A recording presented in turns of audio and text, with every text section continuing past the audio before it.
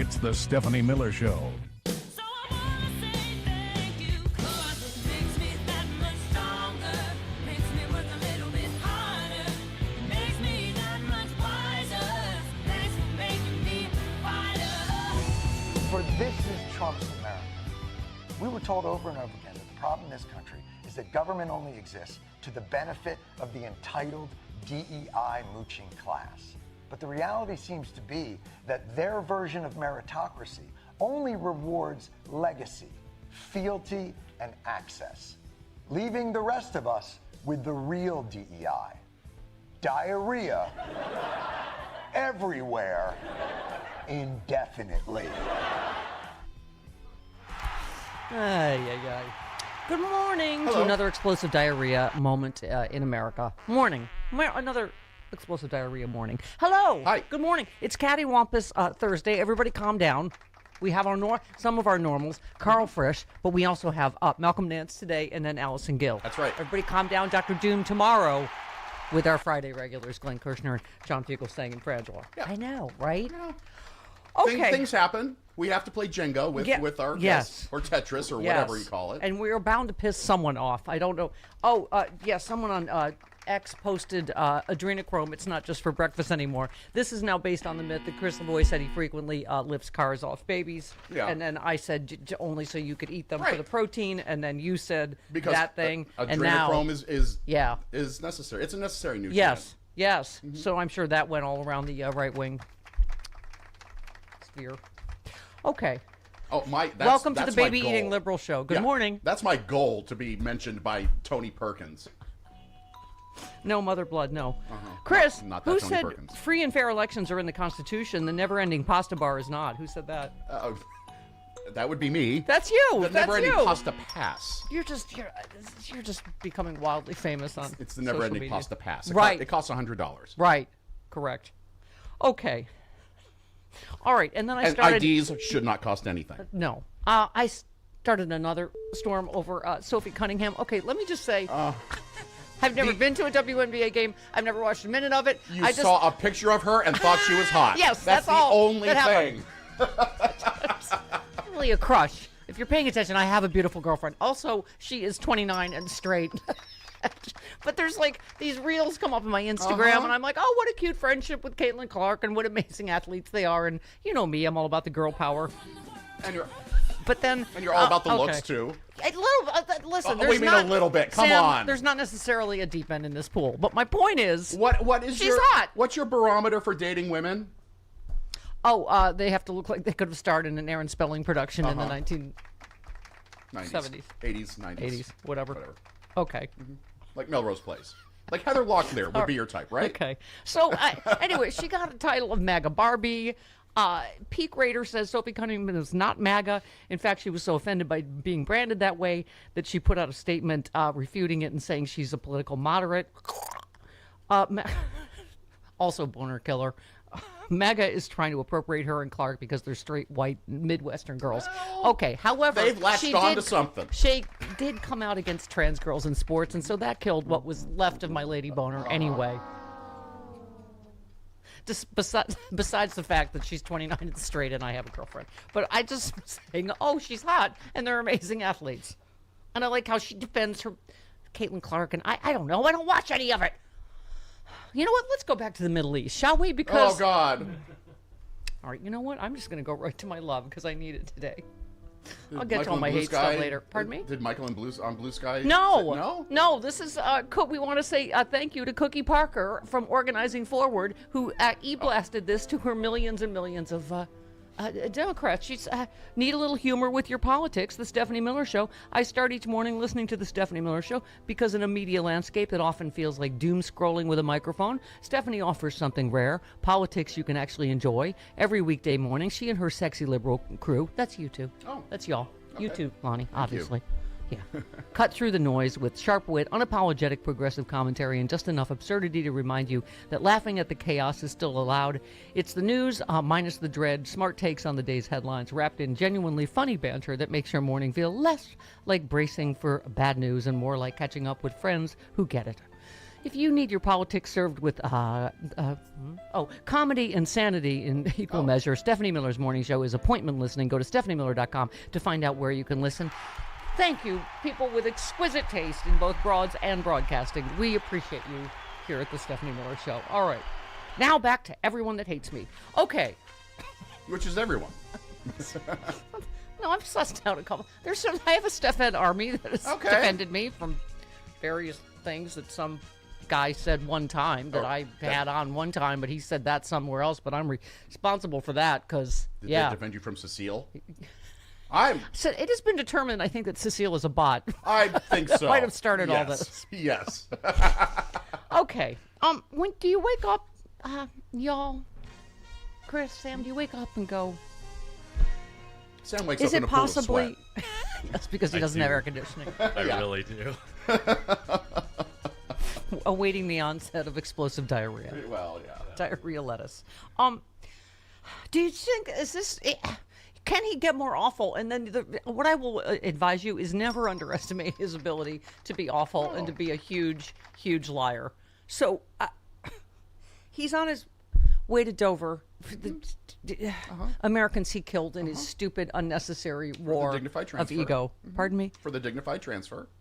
Yes. Oh, well, yeah, that's what you would call it, but this was not dignified. Would you like to know why? Because of him. Yeah. He said the U.S. soldiers killed during his war with Iran voiced support for the ongoing attack, saying we can't let them have a nuclear weapon. He said they're indeed great heroes, actually. They said, all of them, very strongly, we cannot let Iran have a nuclear weapon. Oh, my God, there is no low too low. He offered up with no proof. He did not talk to those 3 soldiers that died. They did not say that. Oh, my God, he will stop at nothing. So we're going to honor them. Oh, are you? Are you? And then he said, Americans aren't against the war. A poll just came out. No, every poll says Americans are against the war. I can't. I'm having a hard time.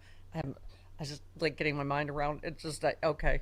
He said Americans don't want high gas prices, but they're not against the war. They are hugely, uniformly against. What's the headline you handed me today? His MAGA base has turned against the war. Fox News has turned against the war.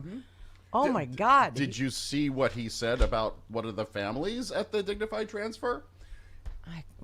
Which thing? He offered them a ride on Air Force One. Oh, we'd like to offer you a ride. Sorry about your kids. And they were like, wow, yes, sir. Thank you, sir. Oh, my God. Like they're 8. You want to come in the cockpit? Sorry about your kids. Do you ever hang around the gymnasium? Okay. Bowie asked on social media, is it breaking HIPAA laws if someone is already dead? Because we were saying... Yes. You were saying if a medical worker, wherever Mitch McConnell is, that's what I thought if he's dead, but you were saying HIPAA laws apply. 50 years after the date of death, too. Yeah. Okay. We shall talk to, Allison Gill's been talking a lot about this, about what, apparently, and we went through this yesterday, Andy Bashir's options are very limited legally, and because it begins and ends with Republicans being rat bastards because they took away his power. They stripped his power to name someone. So I'm not sure exactly, again, what can be done unless Mitch McConnell is confirmed dead or resigns or whatever. I guess he has very limited... And Republicans in Kentucky are lapping all this up because they know how much this is hurting Bashir with the Democratic base. The Democratic base in Kentucky wants Bashir to do something. Because I get it. We want fighters. We want to get... And he can't. His hands are tied. Right. We're like, play like Mitch McConnell would have played. Dirty tricks, blah, blah, blah. But, this is... And this is not the only state they've done this. They did it in North Carolina, where they're such whiny, sore losers, just like Trump, that they literally, if a Democrat wins the governorship, they try to strip him he or her of as much power as they possibly can, which is what they did in Kentucky. And it's just, anyway, we will talk to Allison about that. I know she's delved into that quite a bit, and Malcolm as well. Oh, by the way, do you think Malcolm will have any thoughts on Russia helping Iran target our troops and our facilities and our stuff? Do you think? Because Trump doesn't seem to get that Putin's not our friend. Okay, so we'll talk. Oh, and also Jim Jordan issuing a subpoena for Jack Smith. Yep. We will talk to Malcolm and Allison about that. And Allison, Now, in terms of, what are we, the radical left communist scum? I feel like we are not apprised enough of what the plans are. All right. Ron posted this Trump thing and said, I was unaware of this plot. This was Trump was he Georgia? Yeah, yesterday. He was sweaty. Yeah. Oh. And it seems like people in his own crowd were mocking him. It's like, I'm not sure. Oh, there was that guy that was dressed like him, standing behind him, like doing the hands and the he's become a laughing stock, I think, even to people in his base. I don't know what's happening exactly. Anyway, he said the radical left is actively trying to destroy our children's future with a disaster notice. Communists, the communists want to take Mount Rushmore down. They want to blow it up and take it down. Did we cover that at the last meeting of the radical Democratic Socialist Communist Club? There is a movement to blow up Mount Rushmore? Yes. Oh. Because it's on told. Native American land and there's a whole thing going on up there with it. It's not going to happen. Yeah. But there is a movement. Okay. I'm just saying, hey, keep us in the loop here. We reportedly have 6 million listeners. That's why they're I'm just saying, you'd think like we would get the notes of the meeting at least. Yeah. That's why what's item on the agenda, item D is blow up Mount Rushmore. That's why the Native Americans in the area are building, like carving a great big statue of Crazy Horse out of a mountain nearby. Oh, okay. Yeah. All right. I love that you felt you had to say it's not going to happen. Oh, really? It's not going to happen. Okay. Thanks for that. Well, Hazel says far left, it literally is just someone saying we shouldn't bomb babies. Yeah, there's that. Just far left. Crazy. Oh, you know what else he said yesterday, Chris? What? Is we will pass the great healthcare plan. It's called our great healthcare plan. That's the name of it. Oh, God. Really? So it's not even in 2 weeks now. It's already here. And it's just, the thing. It's the hair. Okay, Justin says he has had a decade to come up with a healthcare plan. A decade. You are in a cult if you are still believing this man. It is that simple. It's already here. God, I'm so used to waiting 2 weeks. When do I sign up? Yeah, exactly. Where do I sign up? It's the name of it, a great healthcare plan, which I believe is the same as it always is, and that is just hurry up and die. Well, they need to workshop that name. Well, he's getting kind of lazy on the branding. Huh? Yeah. It's this For someone who says he's a thing. master at branding, that's kind of weak. Yeah. Kind of weak. Okay. Wow. A lot to get to, kids. And a lot of exciting Thursday guests. And Carl too. He is the normal exciting Thursday guest. Right. I mentioned that. Carl, I said her at the top of the show. Carl Frisch, Malcolm Nance, Allison Gill. Yeah, but Dr. Doom moved to tomorrow. Right. Malcolm moved from yesterday. Everybody calm down. But you've been saying all this entire segment, I wonder what Malcolm thinks about this. I wonder what Allison thinks about this. It's their specialities. Okay, right. But Carl's speciality is everything. Yes. Carl's his parachute is Rainbow every color. color. It's rainbow color. Well, I yes, mean- it's a big homo parachute. He is a Renaissance man. He covers everything. Okay, well, I set the bar kind of high for that segment. Oh, boy. 19 minutes. Good luck, Carl. I really want to know what he thinks about Sophie Cunningham. I don't think. I didn't even know I was blurting anything controversial. I was like, who's that hot blonde? She's a great basketball player. Whoops. And the thing is, I had Throwback. just seen something about her regarding MAGA just Right. before you had said that. So I'm like, First of all, The MAGA you know girl? what's What? in the middle of the road? Roadkill, Sophie. Come to the light. You should know. She's not going. Pick a team and play hard. She's not going Go to big or just- go home. she's not I'm going in the middle of the road. She's not going to change just for you. Oh, my lady boner killers. Yes, because as a super hot 29-year-old straight blonde, I'm exactly what she's looking for. She's like, whatever, Grandma. She might leave some tickets for you at the box office at will call. All right, I've never been. I'm going to Google Okay. WNBA. I want to at Yes. least see a game. Okay, 20 minutes after the hour. One more I saved. Friendly reminder, you're closer to becoming an unhoused climate refugee than you are to becoming a billionaire space tourist.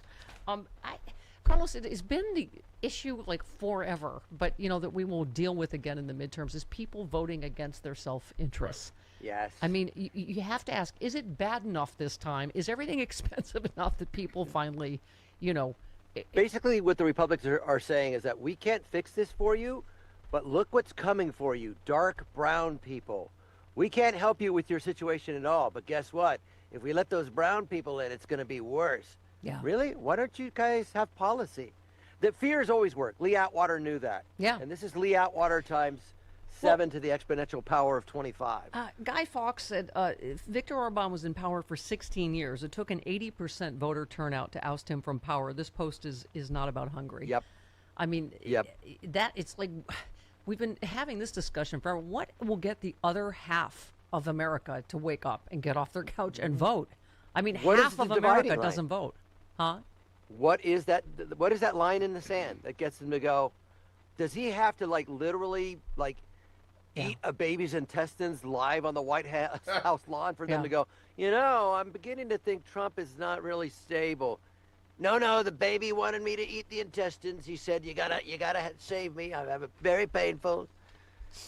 He would spin it. They would believe. Look at Jim Jones. They were literally drinking poison punch for Jim Jones. That's how far it has to go. Yes, these two headlines.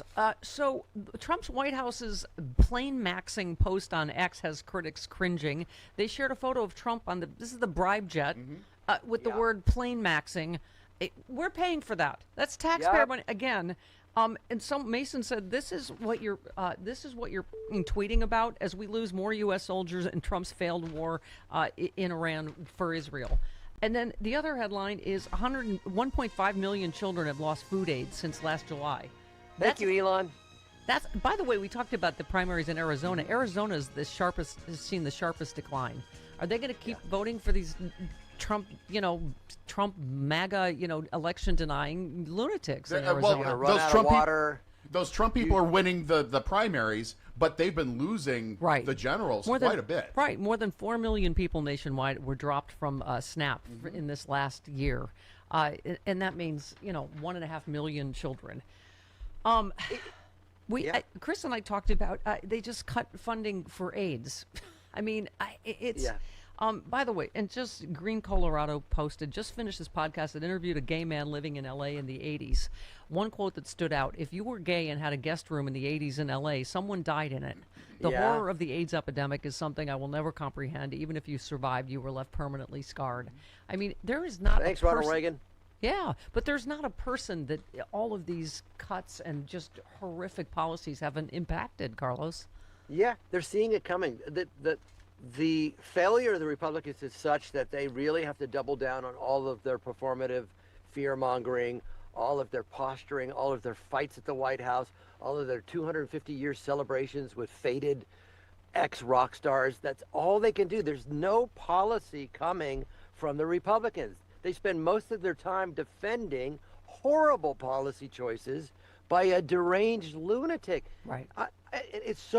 It could stop tomorrow. 25th Amendment. Yep. Get rid of him. Get rid of the administration and start over. Let's come together. Why are we standing for the national anthem when a president says, I'm not giving aid to California, we're literally not a national country. Yeah. Yeah. Well, and this is why I have a massive Hunter Biden crush, but someone else said, Hunter Biden, you are everything we didn't know we needed this year. Keep doing what you're doing. And the thing he said recently, Hunter Biden defended his father, saying, my dad may have slowed down physically, but he never lost his judgment. Not a single person on record has said Joe Biden wasn't present, engaged, or fully capable of carrying out the responsibilities of the presidency. Does turning 83 automatically mean someone has dementia? Of course not. My father's record and legacy speaks for itself. I mean, look at the way the media covered Benghazi. Have you seen much at all about 18 Americans being dead in this stupid Iran debacle? Or even the exit from Afghanistan, where 13 people died because Trump negotiated a stupid end of the war. With the Taliban. With the Taliban outside of the Afghan government. So it was always going to be a vacuum. Did Biden act hastily? Probably so. David Axelrod said as much.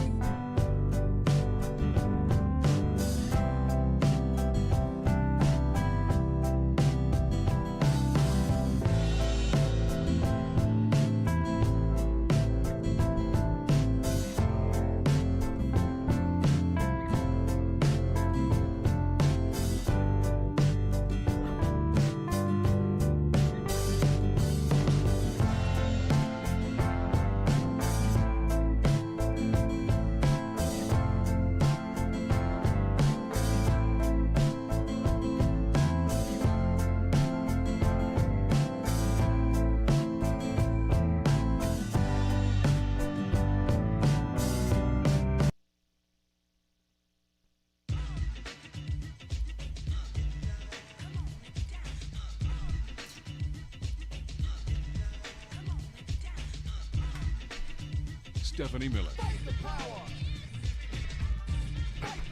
Woo! So soothing.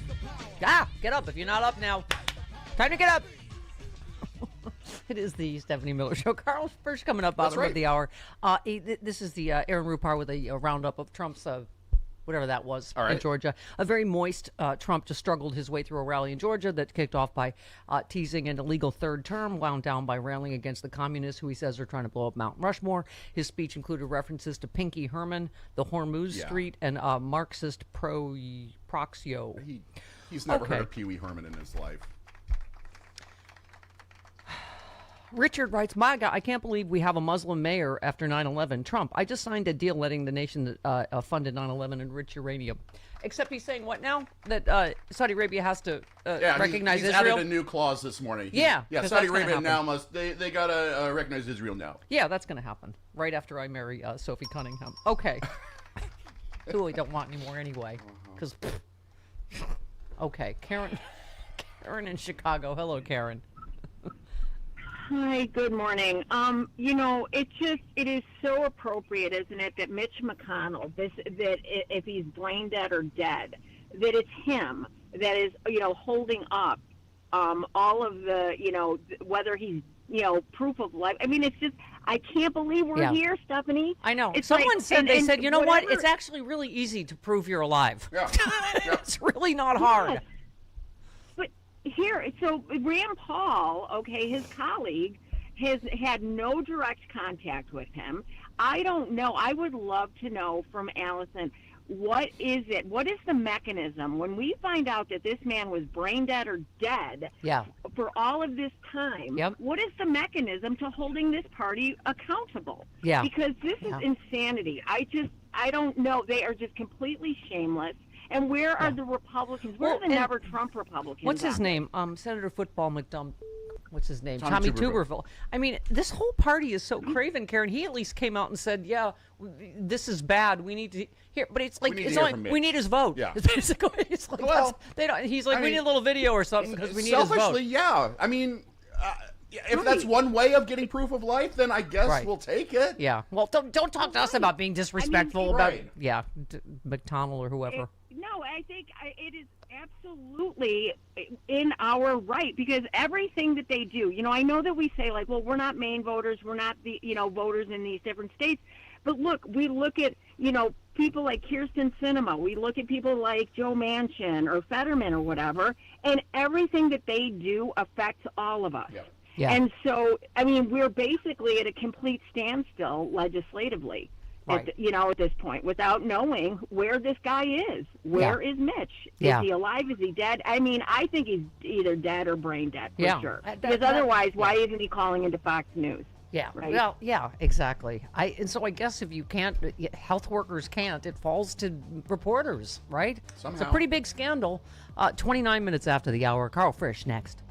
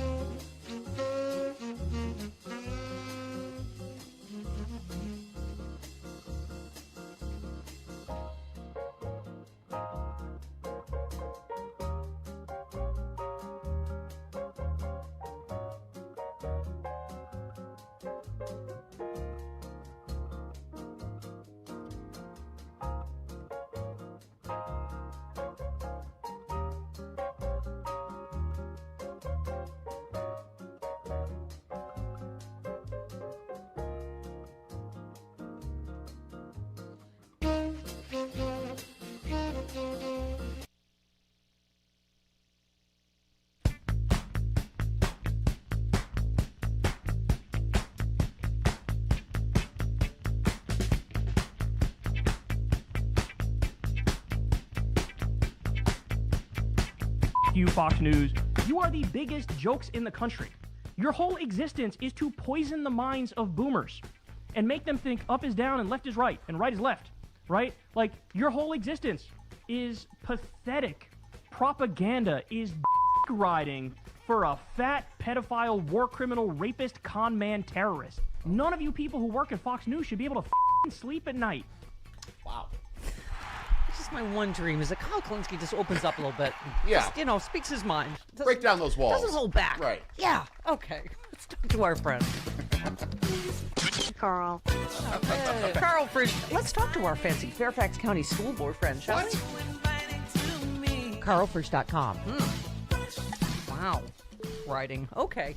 Hi, Carl. Good morning. Good morning.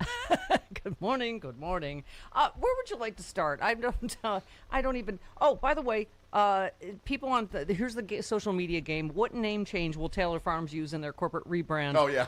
And someone said it's Creek Farms. Oh.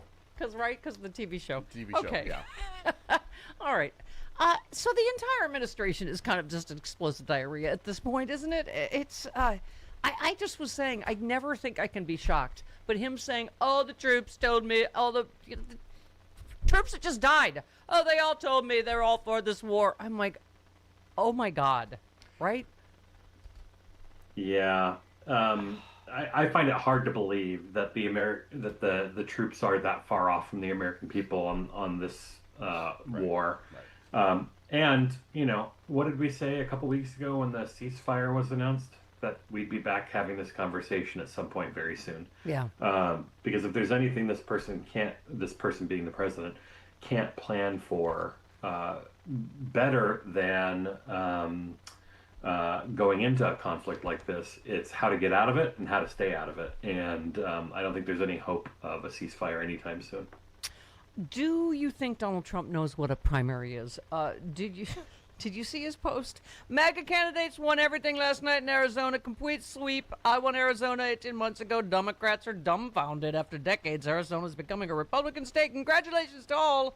And Bobby said Donald is all caps celebrating the fact that Republicans won Republican primaries. His mind is completely gone. Yes. Also, he said that it's Republican again for the first time in decades. As far as I'm aware, Democrats won those seats just a few years ago, and they've not lost them. So the governorship is still held by a Democrat. Yeah. Both of the Senate seats are still held by Democrats. A few of the House seats are highly competitive.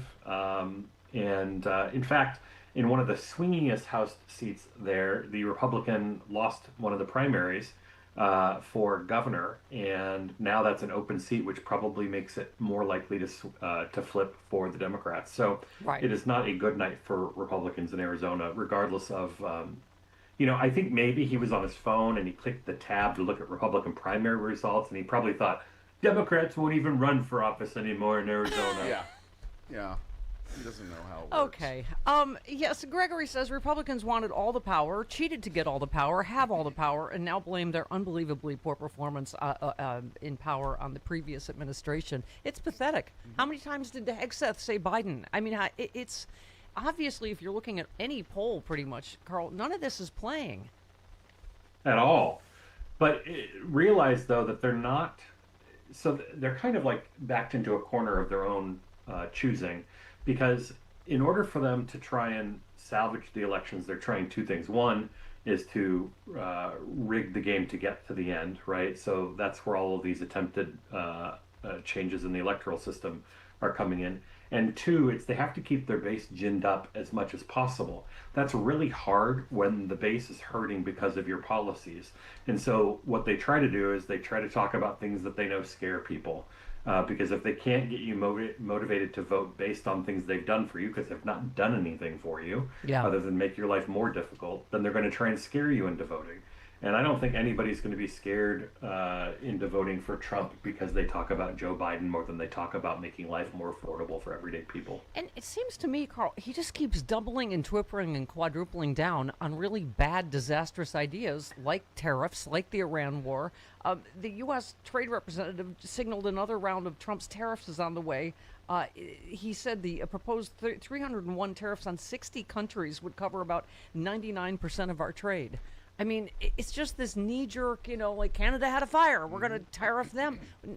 Every economist saying tariffs is what's causing inflation, along with the Iran war, and he's doubling down on both.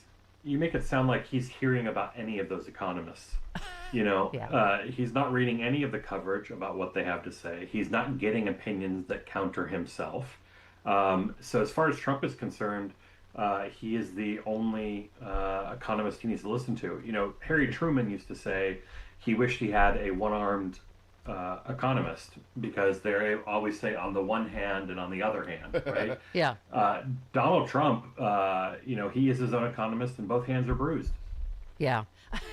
I mean, Ana Navarro, lifelong former Republican, he said, again, the last time the federal government debt exceeded 100% of the GDP was because of the Nazis. Ironically, this time it's also because of the Nazis. I mean, again, I don't know how many times we can say every recession pretty much has been caused by Republicans, right? Yeah, I believe it's 1 out of the last 11 happened on a Democrat's watch. 1 out of the last 11. And that was during Carter, during the oil crisis. So, and didn't have to happen this way. Did not have to happen this way. This is entirely of Trump's doing. His trade policies, his policies by redistributing wealth from workers to the extremely, extremely wealthy to try and buy their love and affection, and they still don't like him. It's all because of him. Yeah. I agree with Martin. One last one I say for you. To all the morons complaining about the Democrats need to do more, get out and vote them in so they can. Everything that's happening right now is on Trump voters and non-voters. Non-voters, you could have stopped this by voting Democratic. Quit whining, get off your ass and vote. We talk about this. Don't just vote. Don't just vote. Yeah. It is July. It's almost August. That means we are in the closing days of the midterm elections. And, when you see yourself sitting there on social media, when you see yourself sitting there poking around on the internet, wonder what you could be doing on Saturday morning if you went door knocking to help elect a Democrat to Congress. Yeah. Or if you went phone banking because you're nowhere near a targeted congressional race. We need everybody in this fight in any way that they can be, whether it's door knocking, phone banking, donating money, whatever it takes. Get off the internet and get out there and do your part. Don't you love when Trump threatens us with a good time? He said he may be crying if Democrats retake power. Great. What? Eliminate the filibuster. Why does it sound like a robot trying to express human emotion? Exactly. Exactly. Oh my God. What would approximate a human? I would cry if. I will said- cry if we lose. I will also pet canine dog friend animal that I don't have because I don't believe He's like in a dog. friends. He's like a dog, so I don't pet him because he's like a dog. Okay. He said they should terminate the filibuster, prove everything because the Democrats are going to do it. The Democrats are going to terminate the filibuster, and they're going to approve Puerto Rico and D.C. as states. They got 4 more senators. They're going to end up with 12 more congressmen. They're going to get like 40 electoral votes. I'm like, thanks for motivating our base. Yeah, don't threaten me with a good time. If they're allowed to do that, by that time I'll be sitting home. I'm not a big crier. I don't think you want to see me cry, There are people, they do very well when they cry, but you don't want to see me cry, but I may be crying. Oh my God, can you motivate me anymore? Salty, MAGA tears, and making D.C. and Puerto Rico states. Yes, please. He also just indicated that he'll be at home, which means he thinks that he's losing re-election or being impeached. That the Republicans will not win the White House in 28 and that he's going to be impeached, or that he's going to be impeached. Yeah. So all of that is fine. Where do you come down on the issue of the day, and that is my latest crush, Sophie Cunningham. Now, John in Madison says, Mama, don't listen to Chris. He's always wrong. I wish there was a T-shirt that said that. Oh, wait. As Cunningham following began to grow, some fans on social media began referring to her as MAGA Barbie, linking her to Trump. But when she was asked about the nickname, she said, all I have to say is I really am right in the middle. I think like a lot of America's like that. In our culture today, you have to choose and you have to be an extremist, and that's just not me. I agree with things on both sides. I disagree with things on both sides. First of all, I don't know how anyone can be that today. But secondly, she obviously came out against trans girls in sports, and I get that's the last rail of people that say, oh, I'm not really a bigot, And by the way, she played on her like boys football team or something as a kicker, you know. But it just, this is what I like about like Governor Beshear and Governor Pritzker. They haven't thrown trans people under the bus, you know. No, and you know what? Far right public figures who are not in politics often say that they agree with things and disagree with things on both sides, but they never tell you what those things are. Yeah. Yeah. So I'll be very interested to hear what she disagrees with on the right. This time we're in, Carl, it stopped being about politics a long time ago. I mean, look at you on the school board. I'd be happy with there. just simple human dignity. Exactly. Yeah, let's like make America decent again. Can I just say, I saved this for you. It's a tiny bit long, but you do such important work on the school board, and this just, there's so few things that give us hope, but I believe children of the future. Did you know that? That's in there somewhere. Teach them well. Yes. Did you know that part about teaching them well? And let them... if we would just let them lead the way. That's Somebody what I should was really thinking. Put this to music. Yeah, that's what I was thinking. I think it's in my box, Yeah, it's in Sam. the It's in my box, Sam. Okay. Let me just read this because I think this is where it all starts. This is Shady ET posted. I believe the children are our future. Okay. So he writes, my daughter's in the 5th grade. Came home yesterday with a story. New girl in class, immigrant family, speaks limited English, sits alone at lunch. Nobody talks to her. Not mean, just easier to stick with the friends you already have. My daughter sat with her. Didn't speak the same language. Used Google Translate on her school iPad. Typed messages back and forth, laughing at the translations, learning words from each other, sharing lunch, making it work. Other kids noticed. Started sitting with them, whole table now. A mix of kids learning words in different languages, teaching each other, that specific chaos of children making friendship out of nothing but willingness. Teacher called me. Your daughter started something beautiful. That new girl was shutting down. Now she's opening up, learning faster, smiling, all because someone sat with her first. Asked my daughter why she did it. She looked confused. She was alone. Nobody should eat lunch alone. Said it like it was obvious, like basic human math. Person alone plus empty seat equals sit down. 10 years old, teaching the rest of us what we forgot somewhere along the way, that language isn't the only way to communicate, that loneliness is louder than any words, that sometimes the most important thing you can do is just show up and sit down. Sometimes 5th graders understand kindness better than the rest of us combined. Seriously, what a magical, beautiful story, right? You can sit by me, Forrest. I mean, isn't that just what it's all about? It is all about kids showing us that we can be better. Yeah, but I mean, the conversation we've had for years now, Carl. Trump is everything you teach your kids not to be, and so that's the decency we have to reclaim, starting with kids to just That's right. But boy, it makes it harder, I tell you, for teachers, people like you, parents, to go, no, don't do that.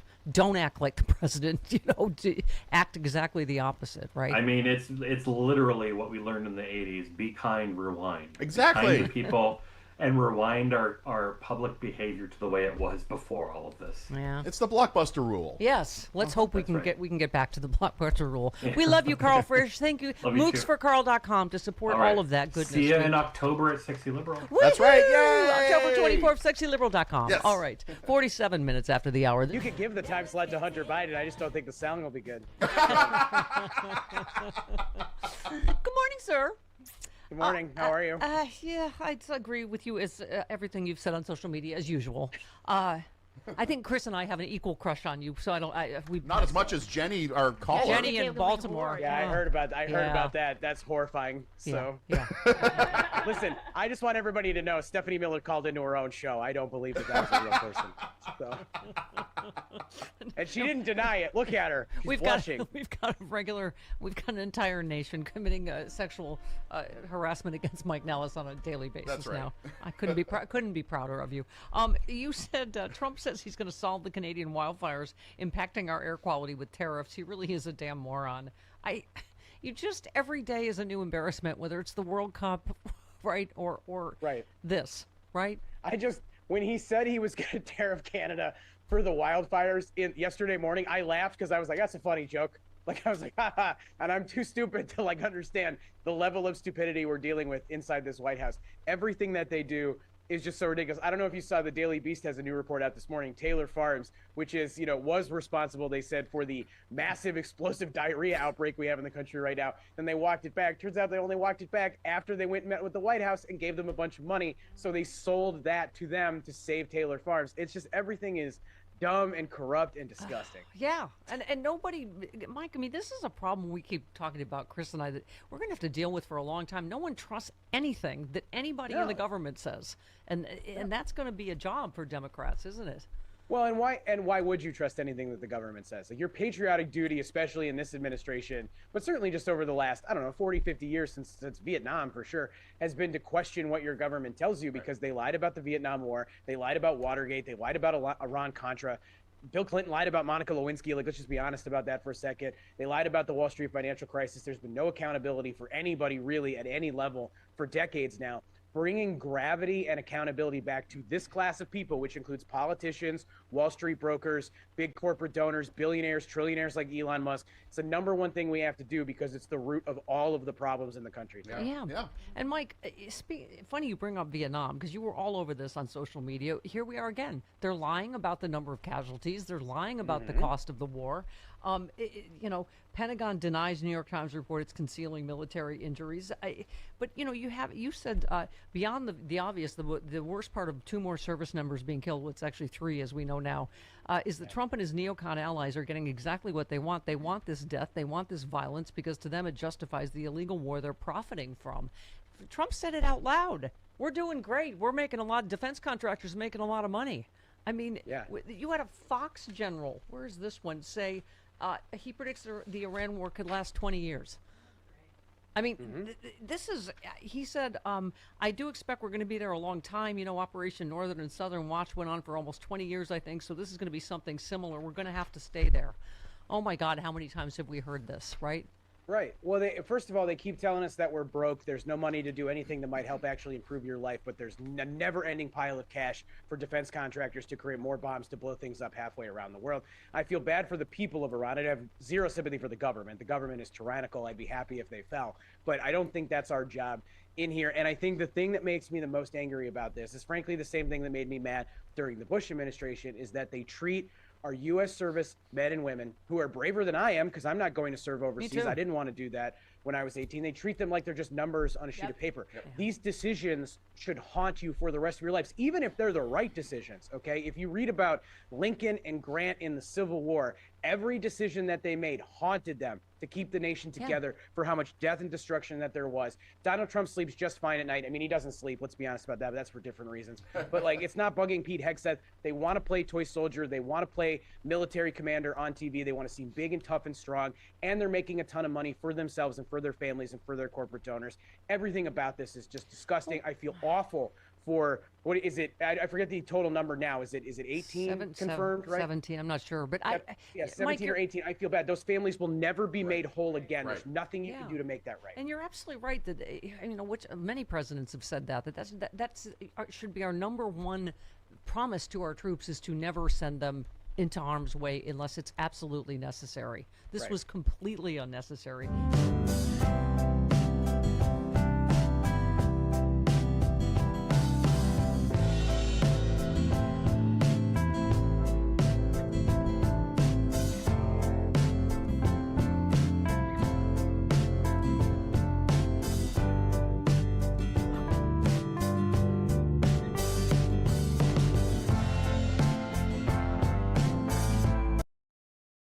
Well, to Kobe, the co-founder and CEO of my good friends at Chapter, he goes by one name like Cher because he's a rock star in the Medicare advising area. Good morning, Kobe.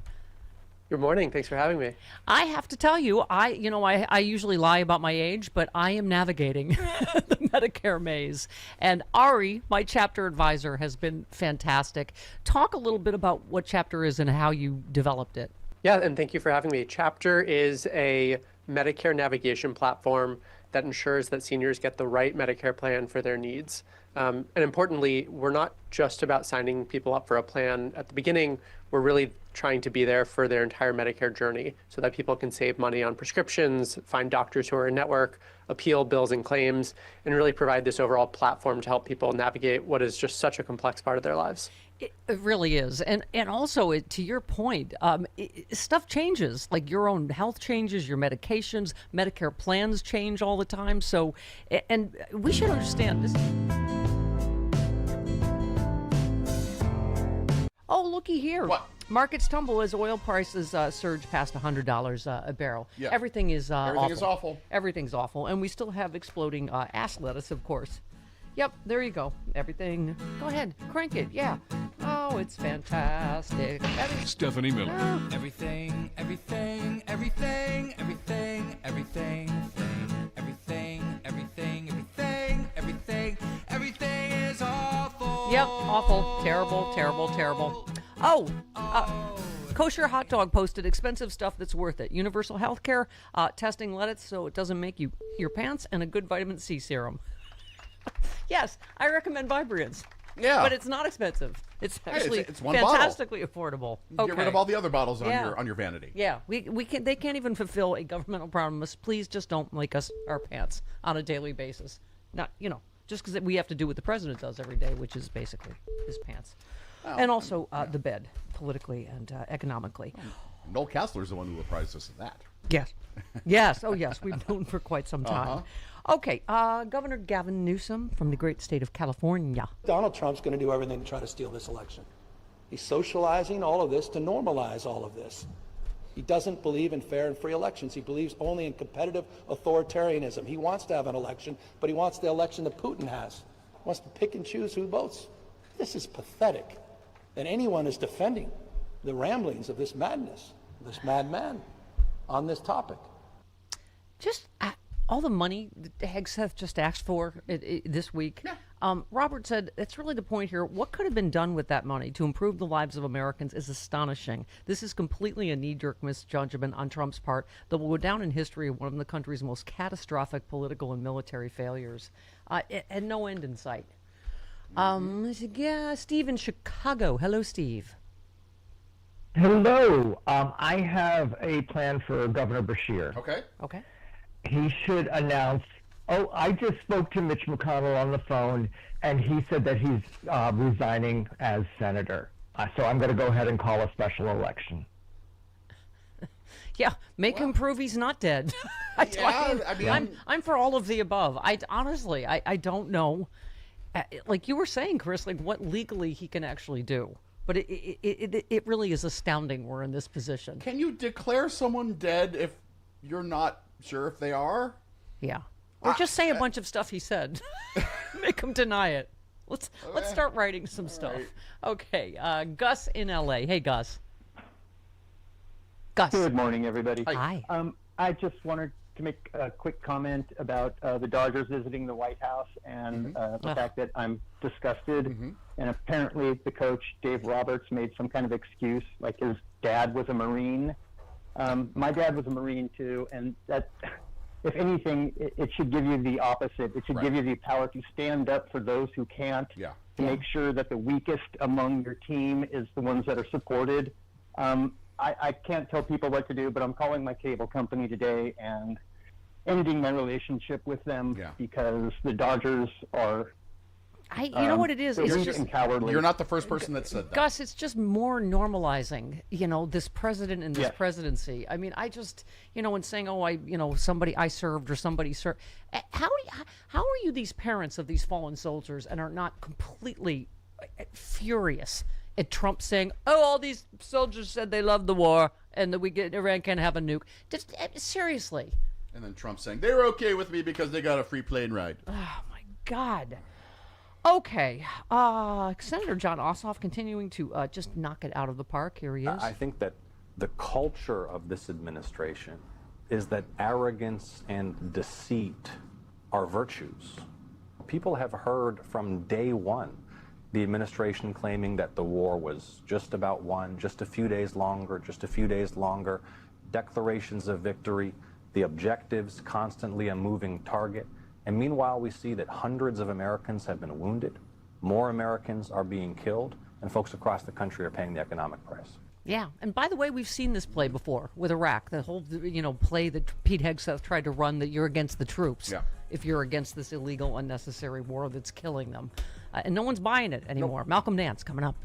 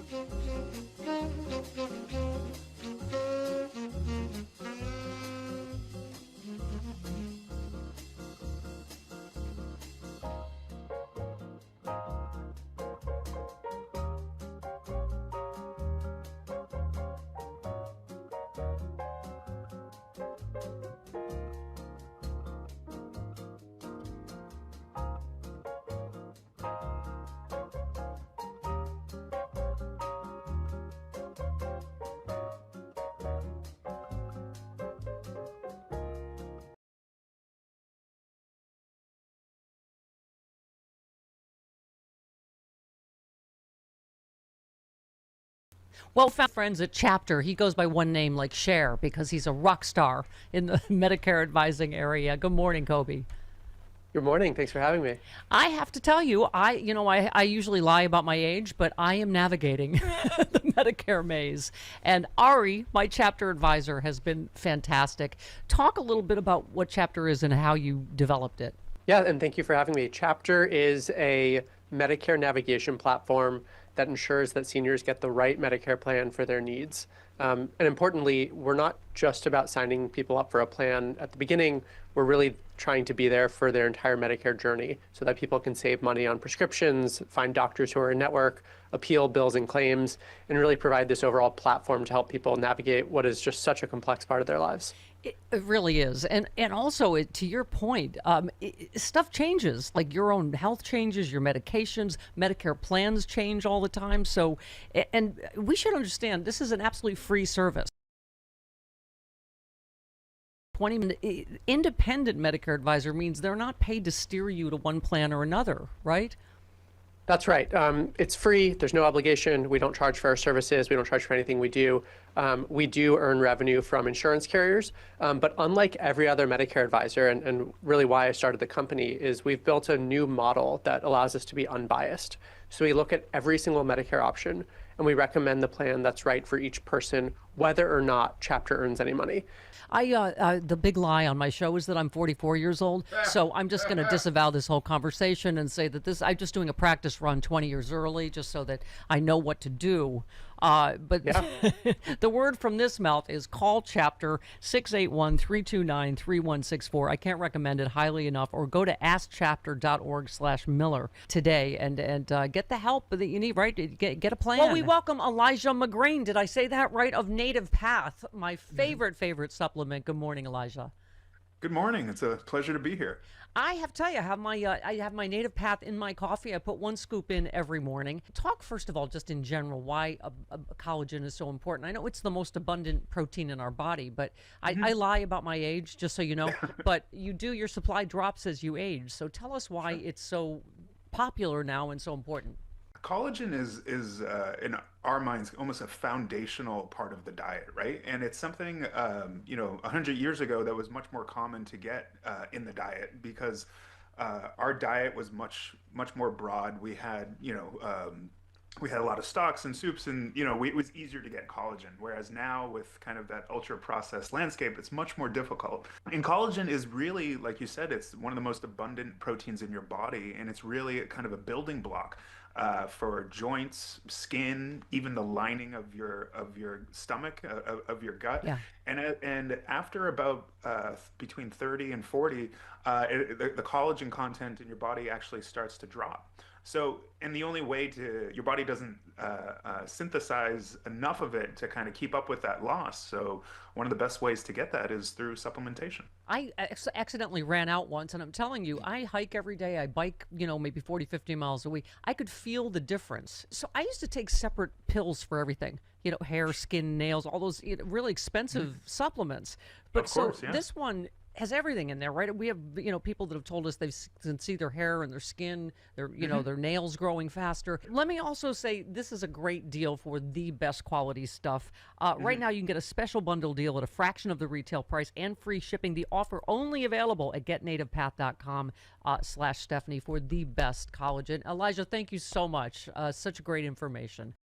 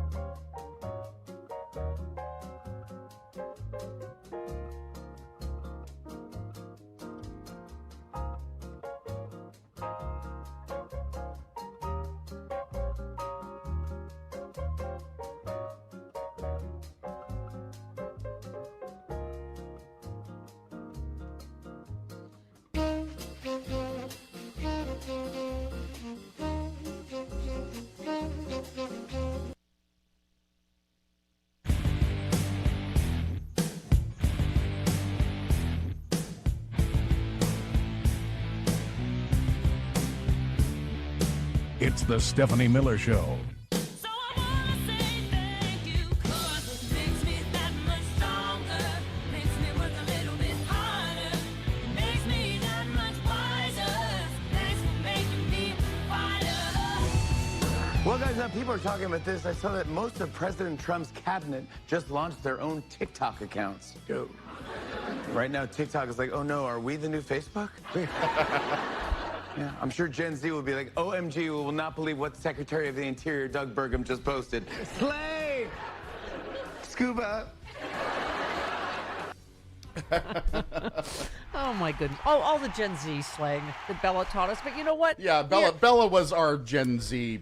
Well, Steph heads are in full Bella who. They're all about the Sam now. Oh, of course. Fickle as they are. Uh-huh. Yes. Jen, the subject line is just Sam. Okay. We all miss Bella. However, Sam is a beautiful replacement specimen. Oh my gosh. People just objectifying him in Totally, record time. yeah. Maybe because I do. I don't. Can't really avoid the dimples. I mean, it's kind of obvious. Well, especially since he's trimmed his beard back, you can see the dimples even more. Yes, right, ladies. You're welcome. Sam is a beautiful replacement specimen. Specimen? who I love watching when he moves to the music with Chris and smiles with dimples that slay. I'm 74, but a girl can dream. Hope you can keep him. Why? What have you heard? Truly love your team. Thanks for keeping me somewhat sane and all you do for others. I do. I give and I give. Aww. And now I give you Sam and his dimples, ladies. You're welcome. Yeah. You are welcome. Okay. He's our resident rocker. Yeah, exactly. And now this fart songs, Mission Critical. Those are most of the headlines I get. This is from Cuban. Check out the artist Mr. Farts. This is my first email to you after listening to you for 20 plus years. Obviously, this is urgent and mission critical to the success of your program. You are beautiful, and I love your dogs. That was the first. Me being beautiful, my dogs, and farts. Is there any? You can absolutely get your letter read on the air. Mr. Farts is the very first example I played for you a couple of days ago, and you said no. No, we're very discerning. Yeah. We're very discerning about our fart songs. Yeah. Yeah. Someone sent us a CD of 100 of them yesterday, and we're like, none of those are good. Yeah, it's, we didn't, even the Stephanie Miller Show did not anticipate an entire news cycle being about explosive diarrhea. So, but here we are. Mm-hmm. Welcome, everybody. We need diarrhea songs. Yeah. Diarrhea, cha-cha-cha. Diarrhea, cha-cha-cha. A lot of those are very chunky and juicy, as we noticed. Well, some of them are. Yeah. To the extent that you feel like you need to tell them to bring it down before it starts to get chunky. I don't know why. Is some sounds more objectionable than other fart sounds? Right, yeah, okay, that's wet, but no, here it comes. So's diarrhea from lettuce. Oh, okay. Yeah, you're right. It's gross. That goes from being a fart to being a movement. All right. That is Beethoven's movement, for sure. Okay. Boy. Someone posted the UN needs to just go ahead and drop war crime declarations for Trump, Hegseth, and Miller, just like they did Bibi. You know what? Yes, we'll talk to Malcolm Nance about this, but did you know threatening a war crime is in itself a war crime? This is all going to be very helpful for The Hague. This is why I chose this T-shirt today. He says it out loud. I'm going to hit your power plants and your bridges and your main cities and blah, blah, blah.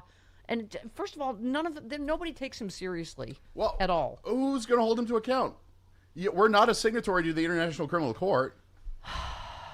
Heather says, I am putting together a data dump of all the intel listed in any and all available Andrew and Tristan Tate court records across multiple countries, because I will be damned if anyone thinks they're merely misogynistic holes. They are monsters on this earth who were so open about their crimes that people responded like it was a joke. Yeah, I'm entirely done with the manosphere. Is that what we're calling it in general? Okay, here's a railman, Representative Ted Lieu. Okay, yeah, this is a two-parter. Yeah, with UN Ambassador Mike Waltz. In your opening statement, you bragged about doing a Security Council resolution on Iran. So yes, Iran is in your job responsibility. Focus on it and focus on the troops that have been wounded and killed. Do not be so callous with the safety and lives of American troops. I'm going to ask you again: Are U.S. troops currently stationed? Are U.S. troops currently stationed in Jordan? Are U.S. troops currently stationed in Jordan? Try to get reelected. Oh, I will.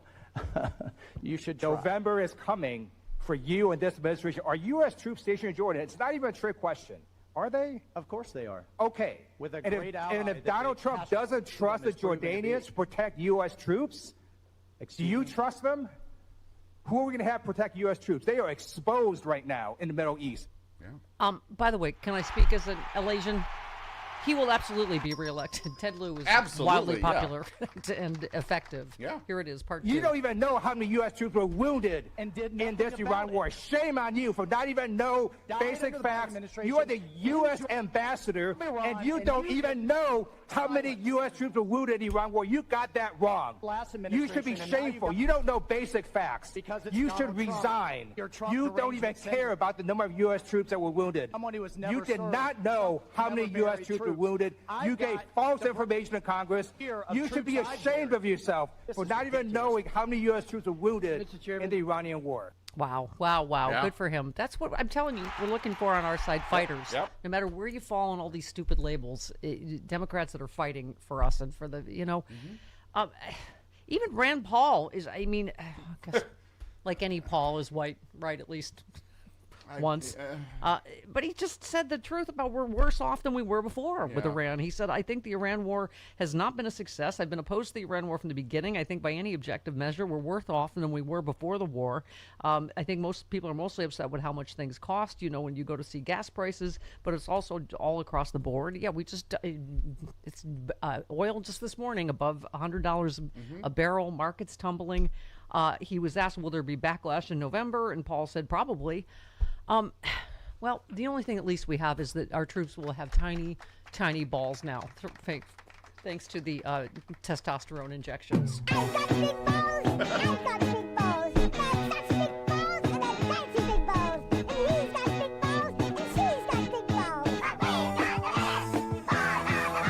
All right. Their balls, our military's balls have their own miniband now. Yeah. Okay. More on the war. Senator I can't believe I do this for a living. You chose it. Senator John Ossoff. People are furious because he has plunged the nation recklessly into war, despite one of the core promises of his candidacy being that he would extract the nation from those kinds of foreign entanglements and avoid unnecessary war. So we entered this war on false pretenses. Sound familiar? Not the first time the United States has been dragged into a quagmire in the Middle East on false pretenses about weapons of mass destruction.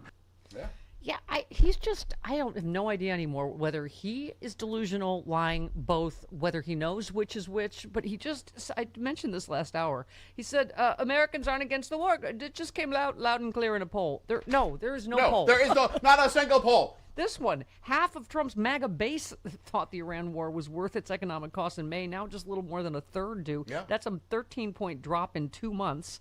The president's most diehard supporters are starting to agree with the majority of Americans who've long opposed the U.S. involvement in the war. This is a montage of Trump voters. This war has been it's been taxing on everyone, and I'm on a fixed income, and so it's other ones that are on fixed income I'm really feeling it.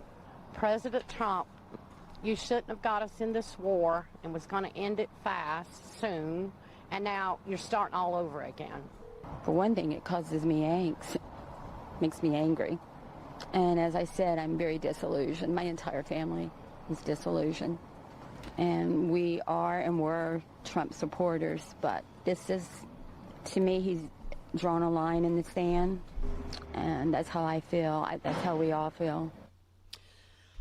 Okay. They sound weary. Like yeah, we're all tired. Yeah. We're all tired of the chaos, the incompetence, just everything. The high which prices. Is why I needed another love story. I told the beautiful story about the child who, in school, that talked to another child that doesn't speak English, and it started a beautiful chain react. Because we need this. Don't we need this to balance all the hate? So it wasn't like Roman Gomez looking at me saying you're fat? Right. Okay. Okay. In a nation of Roman Gomez's, be that little girl that I talked about last hour that talked to the immigrant girl, and then everybody included her. Okay. This is an LA story. Oh, okay. This guy made fresh cucumber juice for the squirrels in the park during the heat wave in LA. I could not possibly be more charmed. And first of all, that's the he most must LA be rich thing I've because who heard. can afford cucumbers? But oh wow, It's very sweet. You made a little pitcher. You made little cups for them. You can get a cucumber for 50 cents.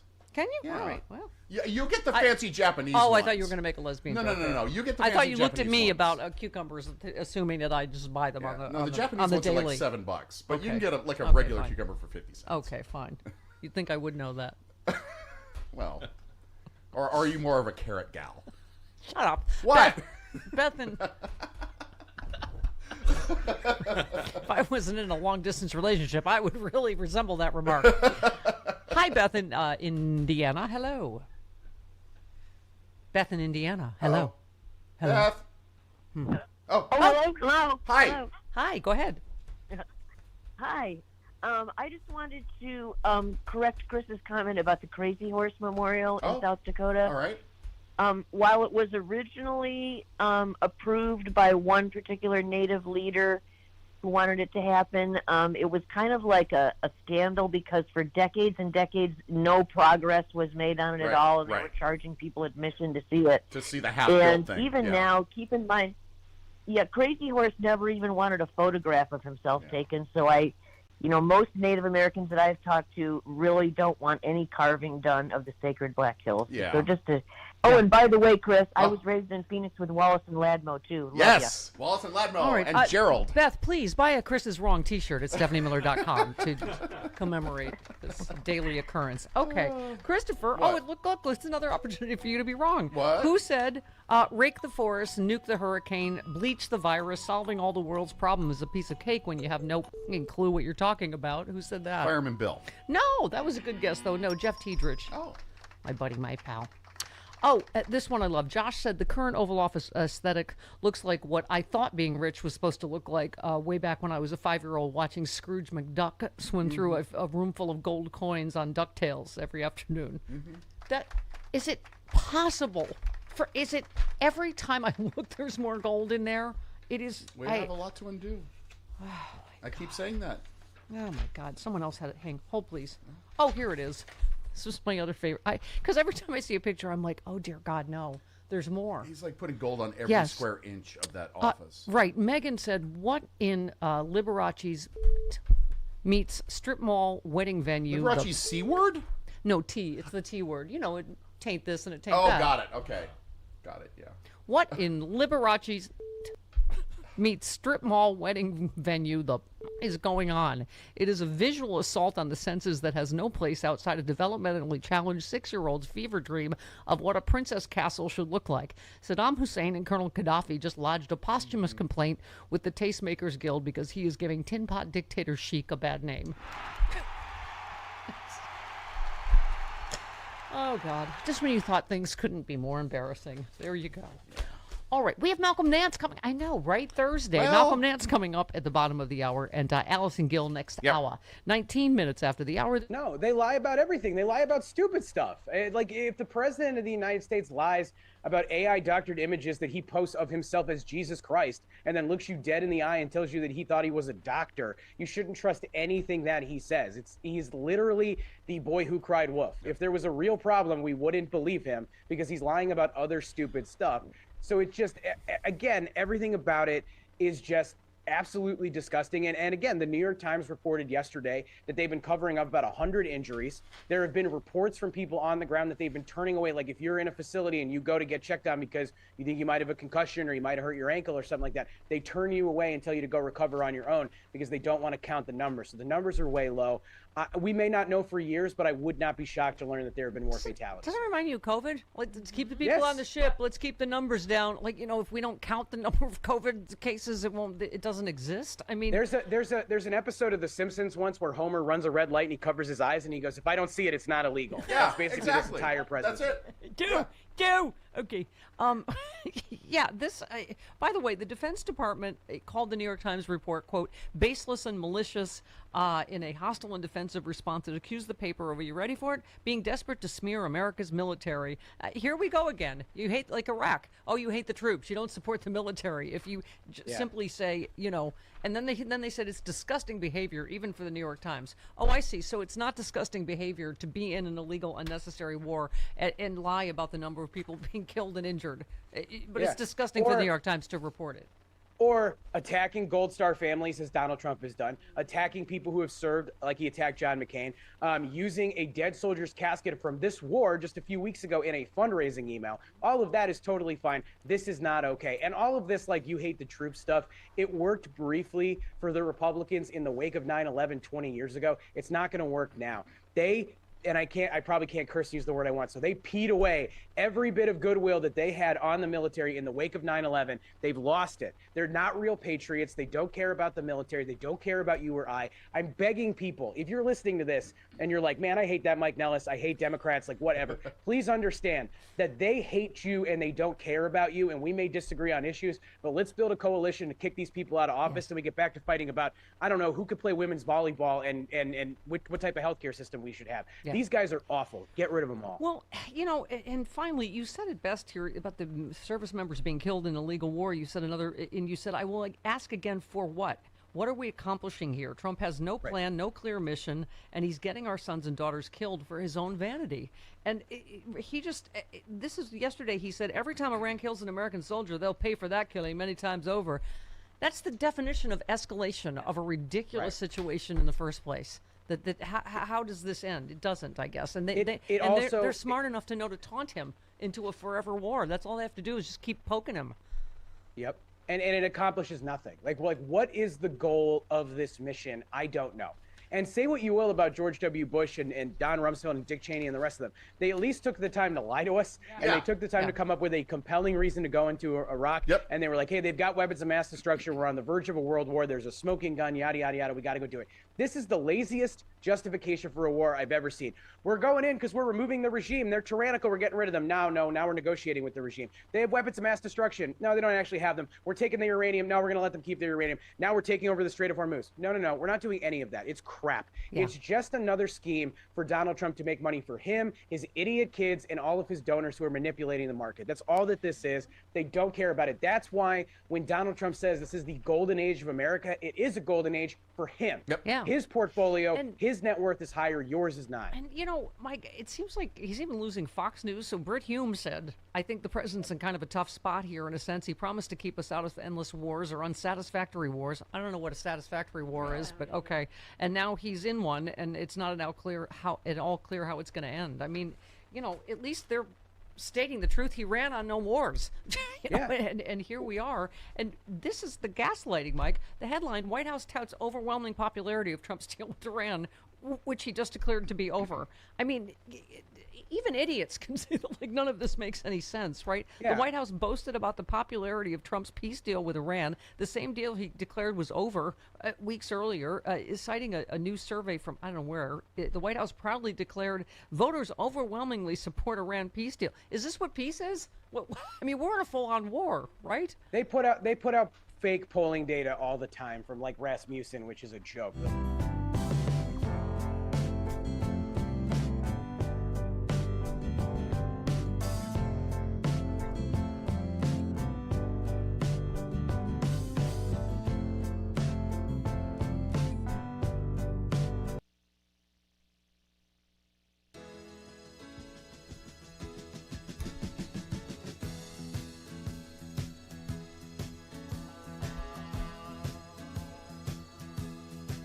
Stephanie Miller. Yeah. When? It is the Stephanie Miller Show. Okay, just one more, Chris. Lee says, I didn't bring my ID to Olive Garden, so they locked me in the penitentiary. Okay, that's funny. That's good. That's a good one. Okay, I like that one. That's funny. That was a good one. Okay. Move On said, far left is just someone saying no one should go bankrupt because they got sick. Thank you. We have to take back these stupid labels, right? And by the way, a good chance you're going to get sick either from exploding ass lettuce or measles. Number of confirmed U.S. measles cases by year. This is 2026. We're up to 2,295 cases. You go back down to 2020, it was like 13. This is the clearest evidence of Trump's horrific policy you can get. Each one of these cases is a person who needlessly risks losing their hearing, sight, reproductive function, etc. as a result of a disease which has a vaccine. Going in the Dr. Doom stack for tomorrow. But thanks, Marin Mom. Yeah, exactly. Or Santa Monica Mom. Someone else posted, so sick of idiots claiming that universal health care wouldn't work in the U.S. It works in literally every single other Western nation on Earth. It's been proven that it will work here and actually the cheaper than what we have now. FFS, do a little research before posting stupid comments. And Chris Titus said, funny how we're the only country that puts more money into killing people than saving them. 38 out of 39 industrialized countries have health care.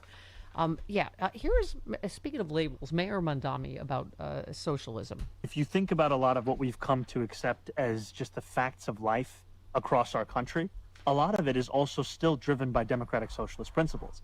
Now, if today you and I were to introduce the idea of a building that lends out books for free, we would be slandered in the same way that so many new ideas are slandered today, and yet that's the library.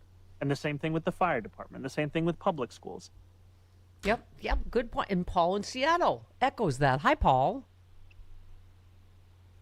Hello, Paul. Yeah, if the economy that we have right now is a reflection of capitalism, I happily concede the label democratic socialist, because at least in democratic socialism, we don't have prices spiraling out of control because of illegal taxes and market manipulation by the president. By the way, New York City just added 40,000 new jobs in the first half of the year. Right. Socialism? Yes, please. It looks like it's working. Yeah. Exactly. The numbers are good news for Mayor Mandami because they've translated into increased business taxes that are improving as a cash crunch was looming at the end of the year. Yeah. So, boy, howdy. All right. Senator John Ossoff, equally awesome. Hello. Look, my default position is to be skeptical and to distrust any business that this White House is doing in the Middle East right now. And I just say to folks, aren't we all tired of living under an administration where we know we have to ask about every single thing, whether the first family is getting paid and lining their own pockets? Yeah. Hoticus Finch. Hoticus Finch. Uh-huh. By the way, somebody posted, if Kamala Harris wins the nomination in 2028 and picks Ossoff as her VP, it is all over for Republicans. That being said, Chris, as someone said yesterday, I will vote for a carnival goldfish and that heel on the bread that nobody wants at the end, just as long as it's a Democratic ticket. Fill in the blank here. Sometimes if I'm desperate and don't have any other bread in the house, I will toast that heel. That heel? Yes. I like the heel. I actually like it. I don't eat I it like it. It's very chewy. regularly, but if it's the only thing I have, then Lumberjack guy is ahead of Susan Collins already by, I don't know. 3 points. Yes. Yeah. Okay. He needs to be ahead by more. Okay. But 3 points is Gail is a truck driver. Hello, Gail. Hi. Hi, I just want to share some really good news. Okay. Outside of Knoxville, Tennessee, there's a huge Trump store. Uh-huh. It's going out of business. Yay! The sign says going out of business. So, Yay! Truck horn. Yay! She knows what I like. Yeah, when my friend and I were in Branson, Missouri, we drove past the Trump store, and I'm like, oh, it's that part of the country. Okay. A trucker blowing their horn for me has thrilled me since I was 5 years old. Uh-huh. Never gets old. Okay. Do you know what else never gets old? Malcolm Nance. Yep. Next.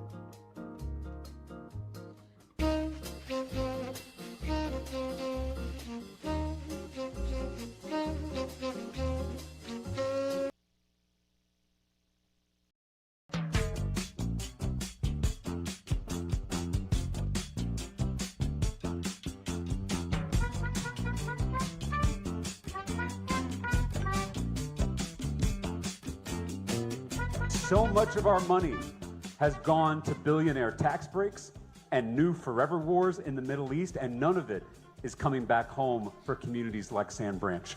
We are closing schools and hospitals in this country so we can bomb schools and hospitals in other countries.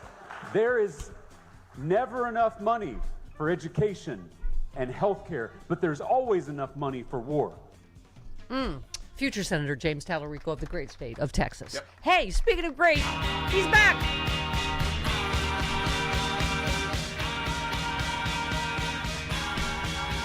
Let's dance. Yeah. Let's dance. Oh, my to God. the sound with Steffi. Let's dance. Put on your big boy pants. Oh, hi. Good morning, Malcolm Nance. Hi. Good morning. Hey, I'm sorry that I have to join you after leaving Europe. Coming back to the United States through a really awful experience at Washington Dulles. Oh. Just made me think. I mean, first off, I actually had to continue on to Montreal, and they make you get off and subject you to everything. Wow. Yeah. To get onto another international flight. I Yeah. mean, it was never been this way. And worst terminal ever. Lagos, Nigeria is better Dulles than is. Yeah, it's the seventh ring of hell. It's Satan's anus. Listen, you reposted the idiots who need 1.5 trillion to defend our nation are the greatest threat to our nation faces. You idiots didn't even ask us before going into a war. Now you're here begging us for more money to play with. A teenager does like this. I swear to God, Hegseth is just like he's playing with toy soldiers or something. I don't even know what to say about how much. Him standing there at Dover saying, "Oh, the troops that just died told him how much they love the war and that Iran can't have a nuke." Oh my God! Right? Well, this is what happens when we have drunk monkeys with AK-47s, right, leading us, dancing to YMCA, and just having a grand old time destroying things. First off, I have to say it now. I'll say it 100 times. The man's a pathological liar. Yeah. Not a word out of his mouth. His family, the families came to him. The dead want this. Never. Those kids went into the service for opportunity, for growth of themselves, for a steady paycheck, and to help serve their nation. None of which his rat B-word kids Bastards. have ever done. Yes. All they have done is take from the American people and steal while these wonderful young, can I point out to you, women of color, men of color are all the casualties from these operations. She just graduated from high school last year, and Of it's course. just so. And then he said the war's very popular. Poll just came out. I mean, again, Malcolm, I don't know anymore what are lies and what are just dementia, delusion. But he is historically unpopular. That's the phrase I would use, says the CNN data reporter. The war was unpopular to start off. It's become even less popular. The approval on the Iran war has fallen from minus 13 points in early March to minus 40 points. Yeah, but that's 40 points underwater. Here's the number. 29% approve of this war. 29%. Okay? They say it took Vietnam 6 years to get to that number, with tens of thousands of soldiers dying. Trump did it in less than 5 months. The man, and then he'll come out, he'll look you in the eye and say, I'm the greatest baby, I'm the greatest person ever. This war, everyone loves it. And his MAGA base, that's where you are. Even most of his MAGA base is usually up to 40%. They don't believe it anymore. Yep. Malcolm, saved this for you, of course. Oh, Iranian drone attacks on CIA facilities in the Gulf Wow, that was a noise. have prompted U.S. intelligence analysts to investigate whether Russia assisted by providing targeting information or advanced drone technology. They cited the strike's effectiveness and apparent precision, as well as Russia's broader technical support for Iran, as possible evidence. Reuters and other media have reported, and U.S. officials have even acknowledged that Russia has provided targeting and other support for Iran in its strike on U.S. targets in the Gulf. Where do we even start with this? Well, of course Russia's providing them advanced targeting. I think it was in the first 7 days of the war, the CIA station annex in Riyadh, Saudi Arabia, was struck directly and destroyed by a drone. Now, the Iranians might be able to get some information, but they're hitting overt and clandestine sites that no one would know except the KGB. Oh, I'm sorry, the FSB. The same FSB, Russian intelligence, GRU, Russian military intelligence, that, by the way, Pete Hegseth ordered yesterday or a day before that U.S. cyber was to stop all operations against Russia. Yeah. All operations collecting against them, all operations defending against them, and attacking Russian assets in the world. These people are Russian subsidiaries. If Putin himself were elected president of the United States, he couldn't have done it any better. He's killing U.S. service members. And here's another thing. When you hit these CIA sites, no one's coming to come offer you information. No one's coming to sign your contract. You're going to, no one's coming to collect their annual or their monthly. None of that's going to happen. I mean, we cannot be relied on now. Well, and Malcolm, that stupid speech he gave about election interference, what he declassified just confirmed what you wrote about first. They didn't just interfere in 2016 to help Trump. They interfered in 2020 to help Trump again. Well, this is what happens when idiots get hold of intelligence. He didn't even cherry pick it. He was just told, this says something about 2016, and he assumed that it was all going to be about him, the Russians helping Hillary Clinton and Joe Biden, and it was about them helping him. Yeah. He cleared up everything. He validated everything Hunter Biden said. Yeah. All the books that I wrote, it was like he said, Malcolm Nance needs a stamp of endorsement. Yeah, it would have been nice if he at least gave you a plug. See Malcolm Nance's books. You retweeted Secret Agent number 6, who said the same people who cry election interference are hiding a senator's dead body to keep their majority. I mean, this Mitch McConnell thing is once again extraordinary, right? Yeah. And let me tell you, the best thing that I've read about it, flying at 33,000 feet back from France, right? A country where they really have liberty, equality, and fraternity. Coming back to a United States where the first thing I have to deal with is a secret police and a militarized homeland security. One person wrote this yesterday about Andy Beshears.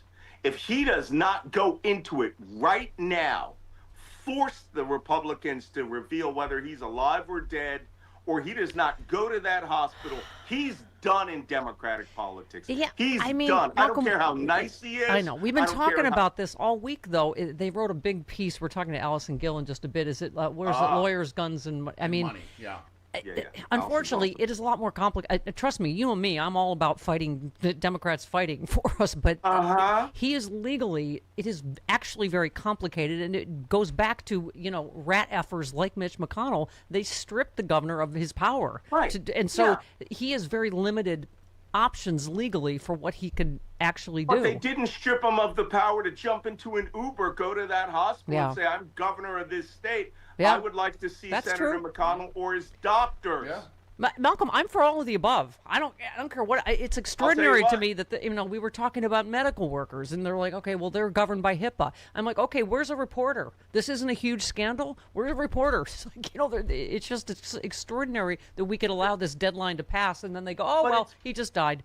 And it's being done deliberately. But I'm sorry, Andy Beshear, he's finished in Democratic politics if that slides, and we find out he was dead or incapacitated the entire time, or brain dead, and they held this up for politics.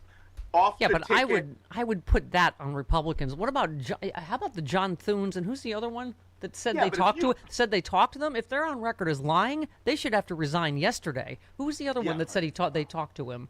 John Thune and.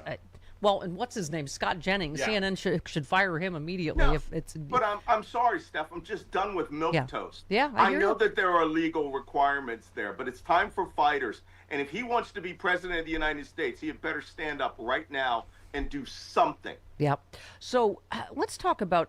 I'm not an expert like you are, militarily, intelligence-wise. This looks like what they call, what's the word, Chris? Escalation to me. He is. threatening war crimes on the daily. I'm going to blow up bridges and power plants in desalination plants.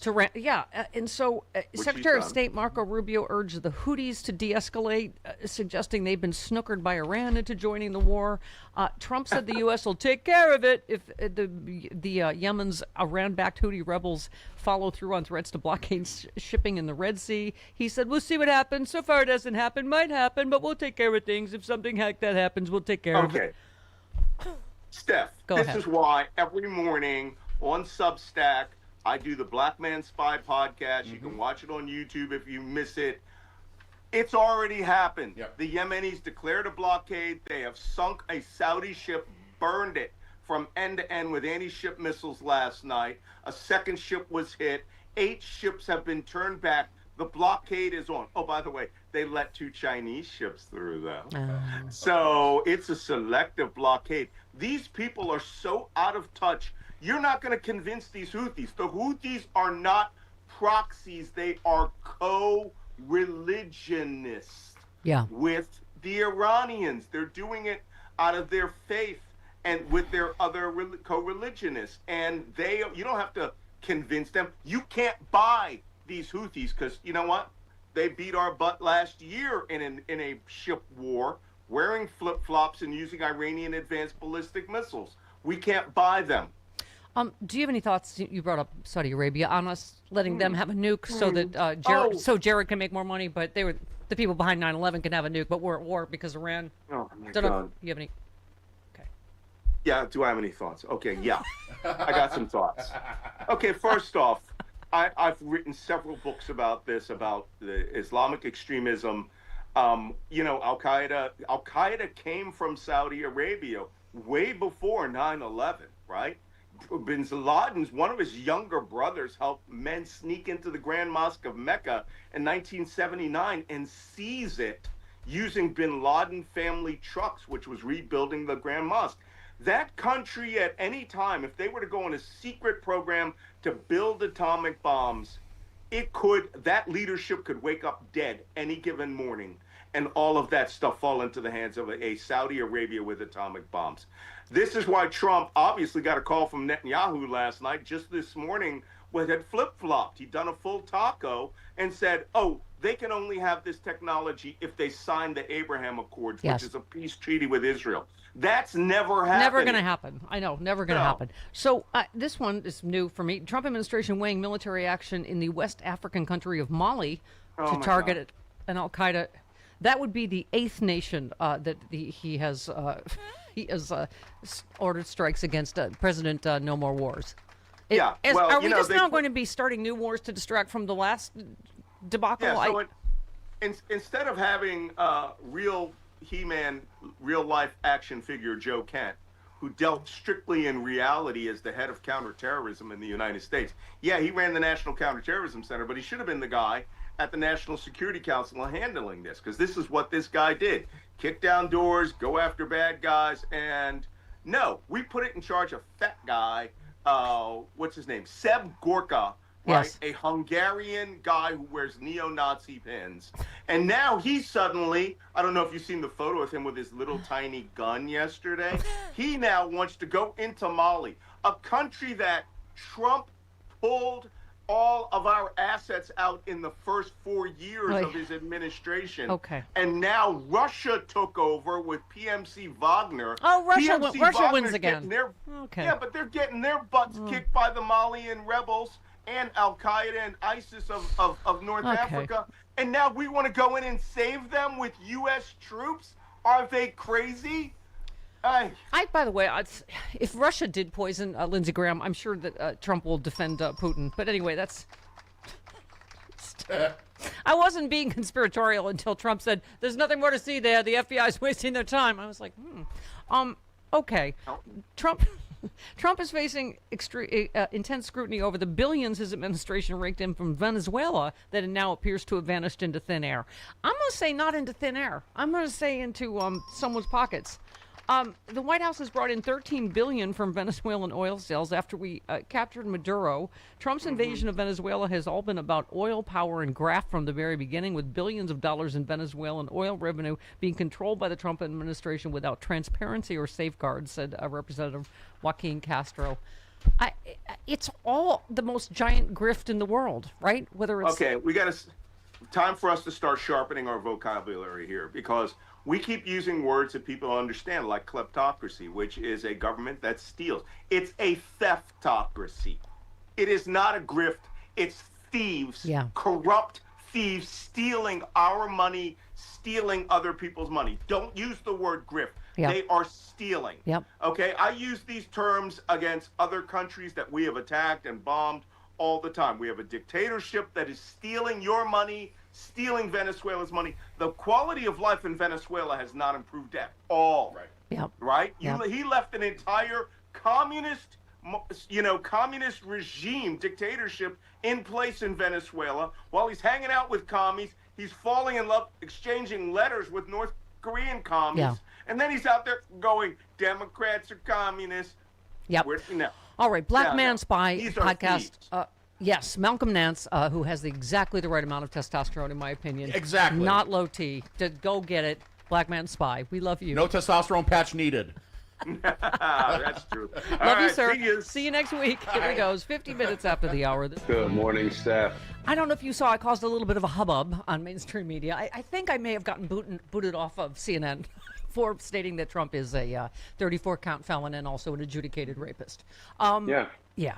That's shocking news, apparently. Right. Water is wet and fire is hot. Yeah. Oh, but there was a scramble in the studio as soon as you said that. Boy.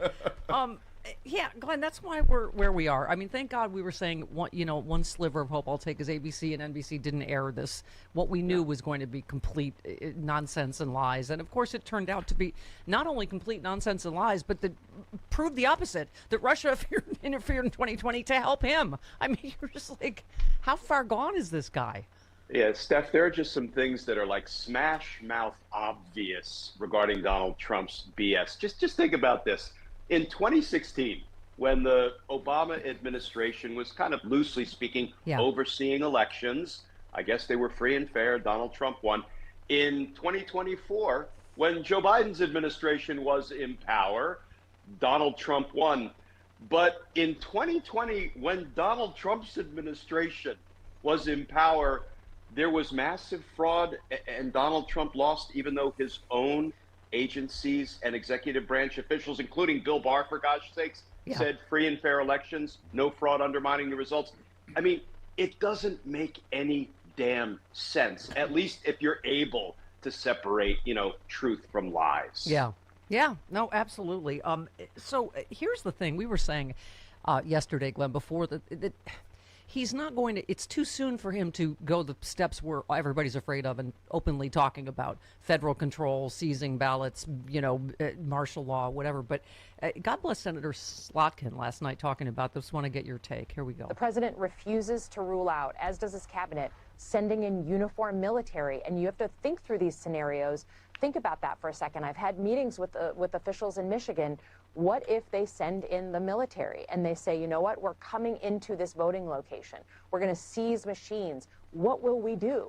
What if they don't have a warrant? I mean, these are some really scary kind of tabletop exercises, things that we're having here because the president has made clear this is not a joke to him. This is not something he just says kind of offhandedly. He's obsessed with it, and so he's willing to really do anything to win, quote unquote, in November. This is a fine needle we're threading, right, Glenn? You and I talk about this every week. God bless the Senator Slotkins and Warners and Kellys and all of them, and the networks that are openly discussing what he may do to try to rig these elections. That's the best we can do at preemption. As you keep saying every week, he keeps losing lawsuit after lawsuit with the things he's tried so far. But what's your reaction to what Senator Slotkin said? I agree that is someplace Donald Trump wants to go. I don't know if the military will comply. Listen, I've lost a little bit of faith in our beloved military. I've served active duty 6.5 years. I was taught that we must disobey unlawful orders. And sending the military to the polls to seize ballot boxes or do anything really would be unlawful. It would be unconstitutional. It would be a gross abuse of presidential power. I think we need to be talking about this now and making sure that we send the message loud and clear that the military has to obey its oath of office of loyalty to the Constitution, not to the president. So I agree it's a concern. I agree Trump will want to go there. I don't think, Steph, he will be able to do anything that will stop the blue wave that's coming. I really don't. Yeah, I agree. That's what I mean about the fine needle we're threading is you want a superpower turnout, not depress it by going, oh, he's not going to let it happen anyway. It doesn't matter. But can I just say to your point about the military, I just happened to see the video of this blow flyby. Was it at Virginia Beach? Pensacola, I think. In Florida. Yeah. I mean, I didn't know what it looked like, so I saw it. These people are terrified. And as Mike said on X, this Top Gun should get Pete Kegbreath fired. Someone could have been hurt or killed by the high-speed, low-altitude jet wash kicked up in the Blue Angels flyover. I mean, that and flying by Kid Rock, and all Hegseth can say is, oh, carry on, Patriots. I mean, this is such fake macho bull going on right now with the testosterone and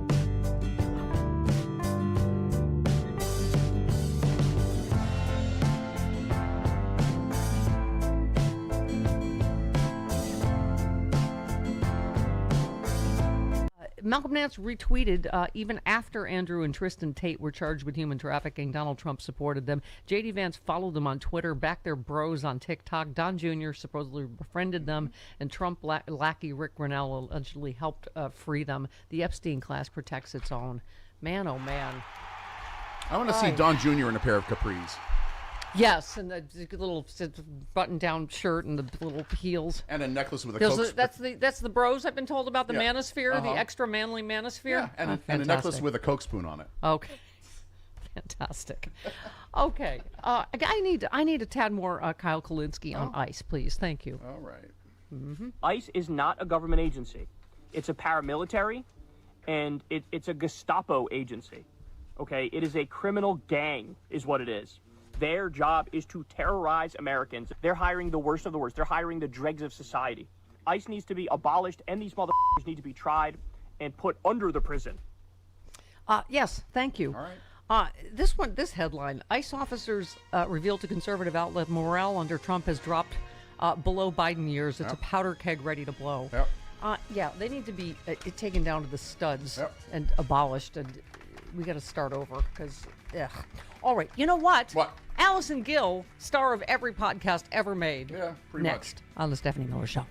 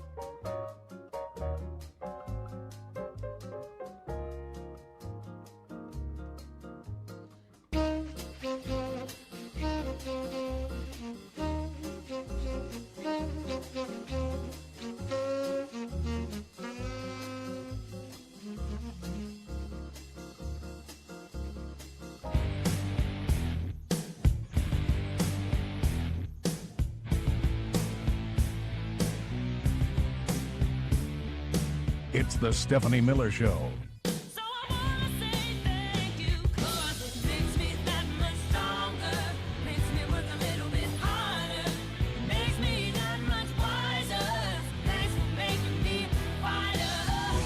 Some more news from Washington Defense Secretary Pete Hegseth just told Congress that the war in Iran has already cost over $37 billion, and then he requested another $70 billion. Yeah, that would be $100 billion. Yep, Trump was like, suddenly that $20 million reflecting pool looks like a bargain. Looks like a bargain, isn't it? Yep, Hegseth asked for another $70 billion. Democratic senators were outraged while Mitch McConnell remained speechless. Let's get right into that, shall we, with our dear friend. Dear friend, our dear. It's Allison Gill from Mother She Wrote and just general hottie boombalottiness. Allison Gill stars in every podcast ever created. It's true. Jack, Daily Beans, Clean Up on Aisle 45, Mother She Wrote. I don't know. She's an industry. She's not just a woman. She's a myth. She's a legend. She's an industry.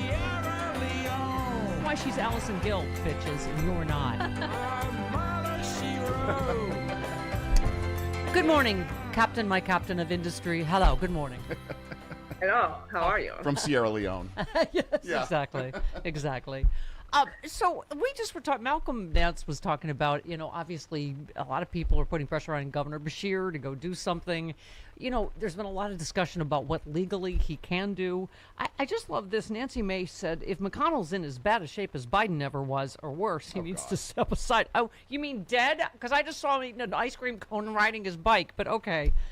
This charade can't continue. We can't demand of others what we won't demand of ourselves. Okay, first of all, the comparison's ridiculous, but Tim Burchett, the Republican, said nothing in Washington ever happens by accident. It's just a cover-up on top of a cover-up, and that's why nobody trusts what's going on in Washington. This whole thing is a farce.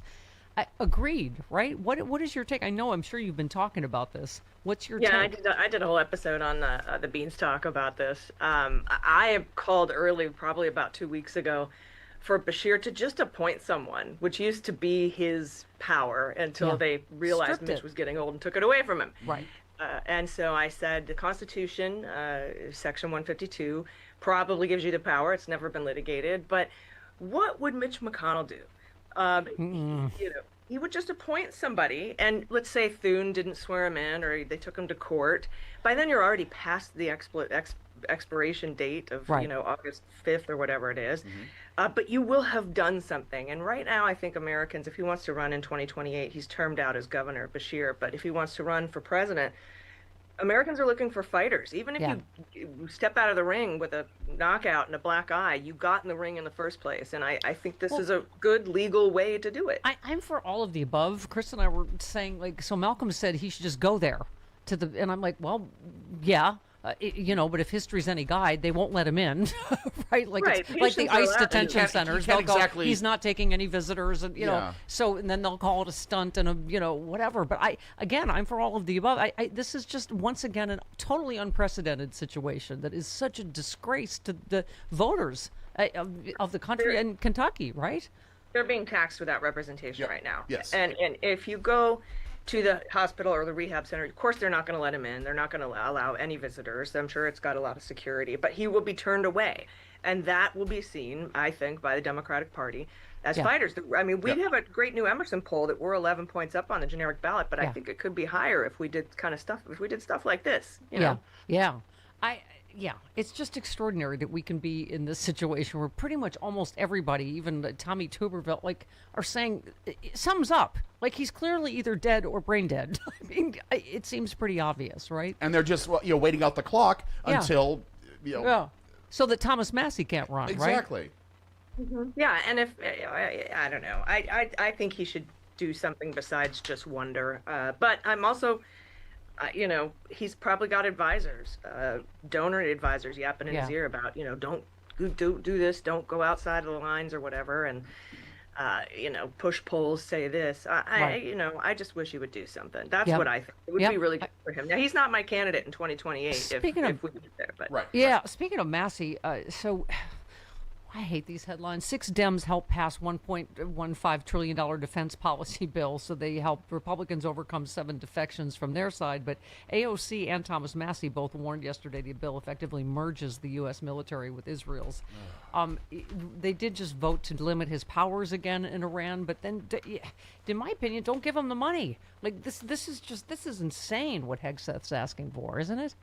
Yeah, well, they always contradict themselves when they vote like this. They voted against health care for gender-affirming care for service members and their families and for TRICARE to cover it for their dependents, but then they turn around and vote to stop transgender people from being ousted from the military, which is already under executive order. So it's like lip service, and they waffle like this all the time, and I wish they wouldn't. By the way, speaking of AOC, you hold please. You posted about her. You said been saying AOC should run in 2028 since I saw her speak at the DNC in 2024. Every argument against it has echoes of arguments against Obama running in 2008. And on cue, the headline this morning you've probably seen is AOC jumps out to a strong lead in early presidential poll. Let's see, I don't know which. University of New Hampshire is this one. She's at 22, Buttigieg at 21, Harris at 5, Newsom and Mark Kelly. Let's see, they're at and Sanders all at 10%, less than 10%. So talk about that a little bit about your. I mean, I know it's early for 2028, but why not? Well, yeah, she's who I've been wanting for a while. Everyone says she's too young. She doesn't have enough experience. She's a woman. These are the kinds of the same things that we heard about Obama. He's too young. He's just a junior senator. He doesn't have any experience. He's black. He's a black man. Americans aren't ready for that. It's the same arguments, but I think, we'll see. But you remember what happened with Graham Plattner. Those 2 people who run that PCCC PAC that came in to fund out of state, those Ivy Leaguers who came in to fund Graham Plattner were doing it because it seemed as though AOC was taking the mantle from Bernie Sanders, and they didn't want it to be a woman.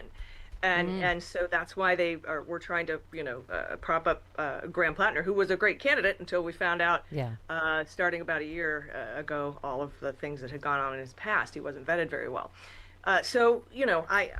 I think she's great. I would vote for her if she ran. I also don't want to rob New Yorkers of a potential senator to replace Chuck Schumer. If she decided to do that, I'll support her in whatever she does. But I think she's the future of the party. Yeah. Oh, I do too. I think she's. I'm the same. The first time I saw her speak, I was like, oh wow, she is.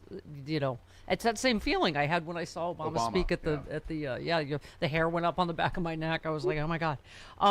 So, by the way, you also were mocking Trump for not understanding what a primary is. You said, does he think that Republicans ran against the Democrats? And then you just said, Democrats swept the Arizona elections with wins by Katie Hobbs. Blah, blah, blah. Republicans are devastated. Yeah, I don't think he gets. I don't think he understands what primaries. He put out that all cap that Republicans swept the primaries in Arizona. Yes. Republicans tend to win Republican primaries. Oh, by the way, I was going to 2028. I forgot. CNN data analyst Harry Enton declared John Ossoff is up like a Hotlanta rocket, which is something Harry Enton would say. Sure. This is, I don't know, Kalshi prediction markets. I have no idea how accurate that is, but yes, his chances have risen from 5% in January to 16%. Newsom's chances have dropped from 35 to 18 in the Kalshi, whatever, and AOC follows them, seeing her chances jump from 10 to 15%. I have no idea how these prediction markets work and how accurate they are, but betting on elections makes me hinky anyway. Anyway. But I don't, just to your point, I think I think we have a lot of amazing candidates. So what did we say, Chris? We will vote for if the ticket is a carnival goldfish and that heel of bread. Uh-huh. If they run on the Democratic ticket, I'm for that. Okay. So I have saved a couple of things for you. I knew this would, I'm sure you've talked about this. Jim Jordan issued a criminal referral for former special counsel Jack Smith to the DOJ, accusing him of allegedly making false statements during his congressional testimony, an issue that has already been thoroughly dissected and debunked by numerous legal reporters. Your thoughts? The lie that they're saying he told is, of course, it's about their phone records because they're super mad that they got caught breaking the law. But when they were asked about the toll records, he got them, and they were just toll records. They didn't include any content. But he didn't say he never got text message content. Right. He did, but he got it from the National Archives under the Records Act, and so he didn't lie. They just didn't ask the right questions, and that's the main thing you have to do when you want to bring a perjury charge. Is you've got to ask the exact right questions. Right. It's on the questioner, not necessarily the answerer. Numerous legal reporters pointed out the documents Grassley was writing about and what Smith was asked about during the testimony were a completely different category of documents. Nothing in the Grassley docs raises any real question of perjury. Democrats on the committee characterized the criminal referral as faulting Jack Smith for not reading the minds of congressional investigators and for not volunteering information they didn't ask for. This is absurd, they said. Jack Smith may be telegenic, but he's not telepathic. Yeah, it's called the Braunston literal truth defense, and Comey wrote it up for when he was almost indicted for lying to Congress. It's like you, as the questioner, have to ask. They didn't ask him, did you get any text message content? They never asked him that. They never asked him, if there was something besides the toll records that got this information. Jack Smith would have said, yeah, we got, text messages and signal chats and Twitter messages from Twitter, which took 4 months because Elon Musk didn't want to hand them over. He got all sorts of content from messages, but those particular toll records didn't include any content, and he didn't lie about it. So they're not going to be able to. I'm not a lawyer. Here's a legal tip: maybe don't participate in the coup if you don't want your. I'm just saying, maybe don't talk to someone that's telling you. Okay. Don't try to indict Jack Smith. Yeah, there's that. I mean, speaking of, stupid prostitutions. Wow. Oh, hey. I'm sorry. I don't know where my mind went. Wow. We're getting close to the weekend. But you said new Olympian Davy Hearn, charged with damaging the reflecting pool, has asked for the charges to be dismissed, arguing the government destroyed exculpatory evidence when it drained the pool again.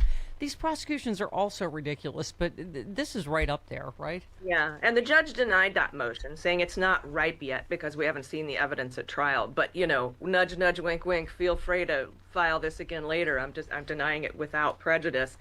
When it's more ripe, when it's relevant, because it's a pretty good argument. You destroyed all the evidence. What are you going to bring to trial? Yeah. It's so insane. By the way, you also said, speaking of legal stuff, Mayor Mandami announces he has looked at all options, has determined he does not have the legal authority to arrest Netanyahu under the ICC warrant if he comes to New York, but the feds do, and he encourages them to do so. He adds Netanyahu is not welcome in New York City. Hear, hear. Mm-hmm. And he's making all the right bigots mad. Shrewd. That's so shrewd. That's such a great political thing to do. To first come out and say, I'm going to arrest him if he gets here. Let me check on it. Then he checked on it, found out he couldn't do it, came out and said, mea culpa, I can't do it, but Donald Trump can. But also, Bibi Netanyahu, you're not welcome in New York City. Yeah. Good for him. So speaking of on their side, breaking, Nancy Mace won't run for Lindsey Graham's Senate seat after Trump endorses the late senator's sister. And you said she can't run unless there are at least 4 other people. Otherwise, how will she come in 5th? That's true. That's true. And what if Riley Gaines runs? You never know. Right, her nemesis. Riley Yes. Gaines. You said a wholly unqualified person will run for Lindsay's Senate seat. I bet she won't use her married name nor Doan either. The special primary August 11th to choose who will run against Dr. Annie Andrews, who we're hoping to get on. I think she's fantastic and has a Is real shot. fantastic. And if Darlene runs as Darlene Graham, then Annie should attack her for abandoning her husband's name and family values. Yeah, absolutely. Noted campaign consultant Allison Gill, ladies and gentlemen. All right, now we have a foot the hour, 19 minutes after the hour. This portion of Other 98 said, watching these generals begging for $1.5 trillion after starting a ridiculous war of choice we are currently losing is absolutely disgusting. I thought it was America first, and he promised no new wars. Right.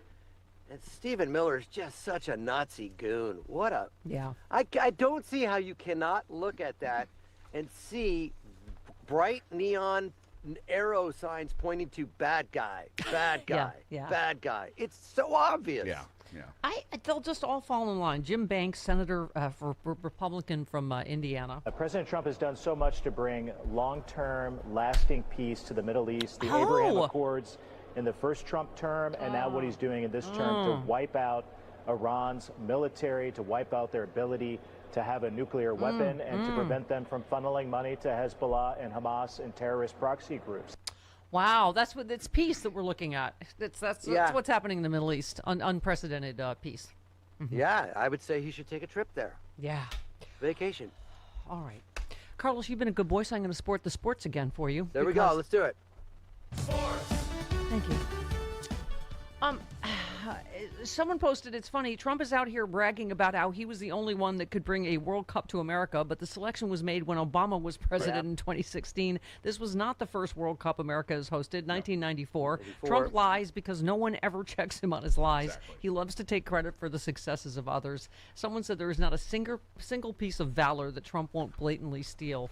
I mean, it is just endlessly embarrassing the way he tried to. What did Jon Stewart call him? Cankles Muldoon, just like getting his way to Spain's picture, like trying to... then they cut him out. Yeah. It's like a really crappy birthday clown that the kids don't like. Oh, they want me to be here. No, get away, get Bobo. out. God, they hate you. Your magic tricks stunk, and you stink. Take a shower. Go away. Stop farting on our kids. Hey, I'm gonna make a balloon. And not to mention, he had just insulted Spain. First of all, we had that stupid red card cheating thing that was already, he already tried to ruin the World Cup, and then you're just like, oh my God, get them out of, let them have their moment. And he had just insulted Spain. Like, yeah, go ahead. Well, what's ironic now is they're saying that maybe he didn't even have anything to do with that red card, that FIFA did it on, but then he injected himself as if Into he everything. did have something to do with it. Right, into everything. He And if injects you himself. did, the best outcome is that you cheated, which is what you usually do. If I don't get my way, we were talking about this off air about the 6,600 votes that were flagged in 2023 in New Jersey by Mikey Sherrill, and the DMV accidentally did it. 400 people voted. Oh my God, it's a travesty. Right. They First of flagged all, it. she found it. She announced it immediately. She's fixing it, making sure it never happens. But of course, they're going to use that to push the SAVE Act and go, oh, see. And when we play the phone call of a sitting U.S. president calling for 12,000 more votes, that doesn't even register. Yeah. But 400 people voting out of 6,000, out of 6.5 million. The Heritage found it. The conservative Heritage, they're ones that found, I don't know, 0.00001% of people vote, accident. And obviously it's an accident when it happens. It's not voted legally. They're not doing it on purpose. They assume that they have some sort of asylum which allows them to vote, but they can't. Right. By the by, can I just say, speaking of just immigration, etc., Chelsea says, can we talk about this? FBI Director Kash Patel personally told prosecutors to stop investigating the killing of Renee Good by ICE agents in Minneapolis. The New York Times reported he did it because the truth would contradict what the president had said happened. An FBI agent tried to open a civil rights investigation. She was told to reclassify it to protect the shooter. Instead, she refused and resigned. It's just... every day, Carlos, there is another just... I'm afraid no one's ever going to trust any part of the government again, right? They just lie and lie and lie. That's they have to go over the cliff with him. That's why J.D. Vance and Marco Rubio, I will not stop, fighting this con man and cut to, oh my God, Trump. How about this? Reporter, was there an agreement on election interference during your talk with the Chinese foreign minister, Marco Rubio? We didn't discuss the topic. Tennessee Holler said all the evidence you need that Trump's primetime speech was a giant hot air lie intended only to set up theft of the next election is right here in this clip. Like... And then they asked Trump, then, why are you treating Xi so well now? Well, that was before. I think that was before. He's better now. You know, I'm not going to say anything now. And the intelligence was that China didn't interfere, that they decided it wasn't worth it. Yeah.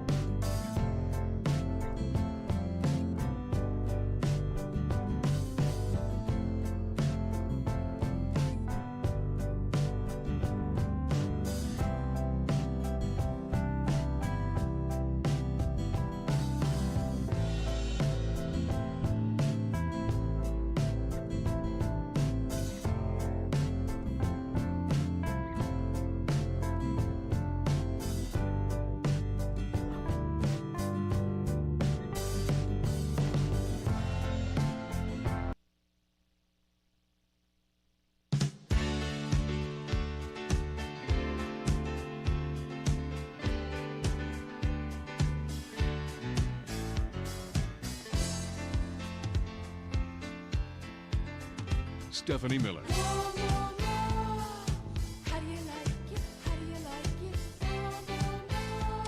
Don't say that to Allison Gill. She will start another podcast.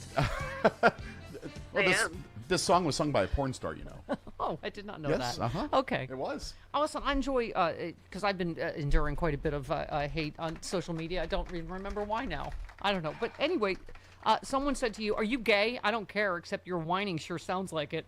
And I didn't realize, because, no, you were not gay, but B, I didn't know whining was part of... I thought it was separate from my gayness. I didn't realize it was part of it. But you just said he seems nice. Yeah, well, you know, as a demi and pansexual, we do whine quite a bit. So you're owning it there. That's good. All right. You got me there. We whine about how sad we are, that we are open to everyone, but not at all. Now that's what I call inclusivity. Because we're demis. Oh, by the way, could you take your organ out for me, Sam? Thank you. Which I'm sure will, because he's... Hegseth's pastor lays out plan to execute gay men. He also seems nice. Oh. He thinks U.S. should become a Christian theocracy, married women shouldn't have the right to vote, and gay sex should be illegal. As I've said before, Allison, gay sex is only dirty if you're doing it right. So Sharia law. Yeah, pretty much. He explains he thinks trans people are sad. Certain elements of his idea of homosexual behavior should be punishable by execution. In certain cases of marital rape, both parties should be disciplined. Oh, I see. Yeah. Yeah, because she had it coming. He equates pedophilia to homosexuality, declares under his proposed theocratic regime, lesbian sex would only be considered a sin and not a crime. Well, once again, if they're both hot, they're doing it right, then I guess there's an exception somehow. Doesn't John Fugelsang say that it's like the Bible, that God and Vivid Video has the same policy, basically? Two hot girls, fine. Okay. Wow, sorry, I got off track there for a minute. Okay, hey! I think that should be the rule for hetero couples. If you're ugly, you shouldn't be able to make out in public. Wow, it's a sin and not a crime. Okay, an exception for the girls. I'm kidding, by the way. Okay. Oh, here's some sliver of good news since we're on the House rejected an amendment to the National Defense Authorization Act that would codify Trump's executive order preventing transgender individuals from serving in the military. Oh, sponsored by Lauren Boebert, who thinks it's okay to give handy J's in a theater full of children, but no trans troops. You see how she Well, rolls. that's what I was talking about. They say you should be able to fight and die for freedom, but on the other hand, we want to take away your health care and your ability to play sports in schools on base, and so we want you to fight and die for your freedoms, but you don't get to have those freedoms. It was an odd juxtaposition. I read about it from S. Baum at Aaron in the Morning. Everyone should subscribe to that if they don't. Yeah, absolutely. Let's talk. Now we have a minute here when we have a hard break, but so that's interesting. This BBC suit, right? So Trump must divulge detailed financial information from his many businesses as part of his defamation suit against the BBC. It highlights a potential drawback for Trump's strategy of bludgeoning critical media with multi-billion-dollar lawsuits. And they're also saying BBC seeks access to January 6 documents to defend against the defamation. Boy, discovery is never his friend, is it? No, absolutely. And this is why usually these lawsuits get dropped or settled somehow before the discovery phase. But I think it's funny that, he doesn't.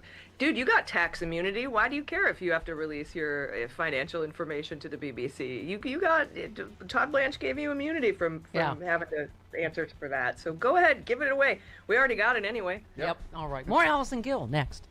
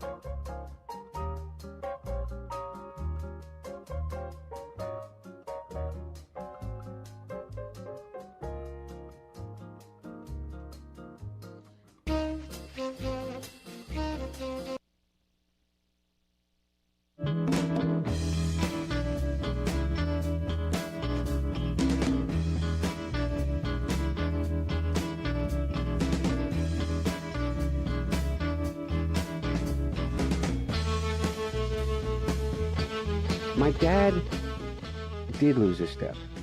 He didn't lose his marbles.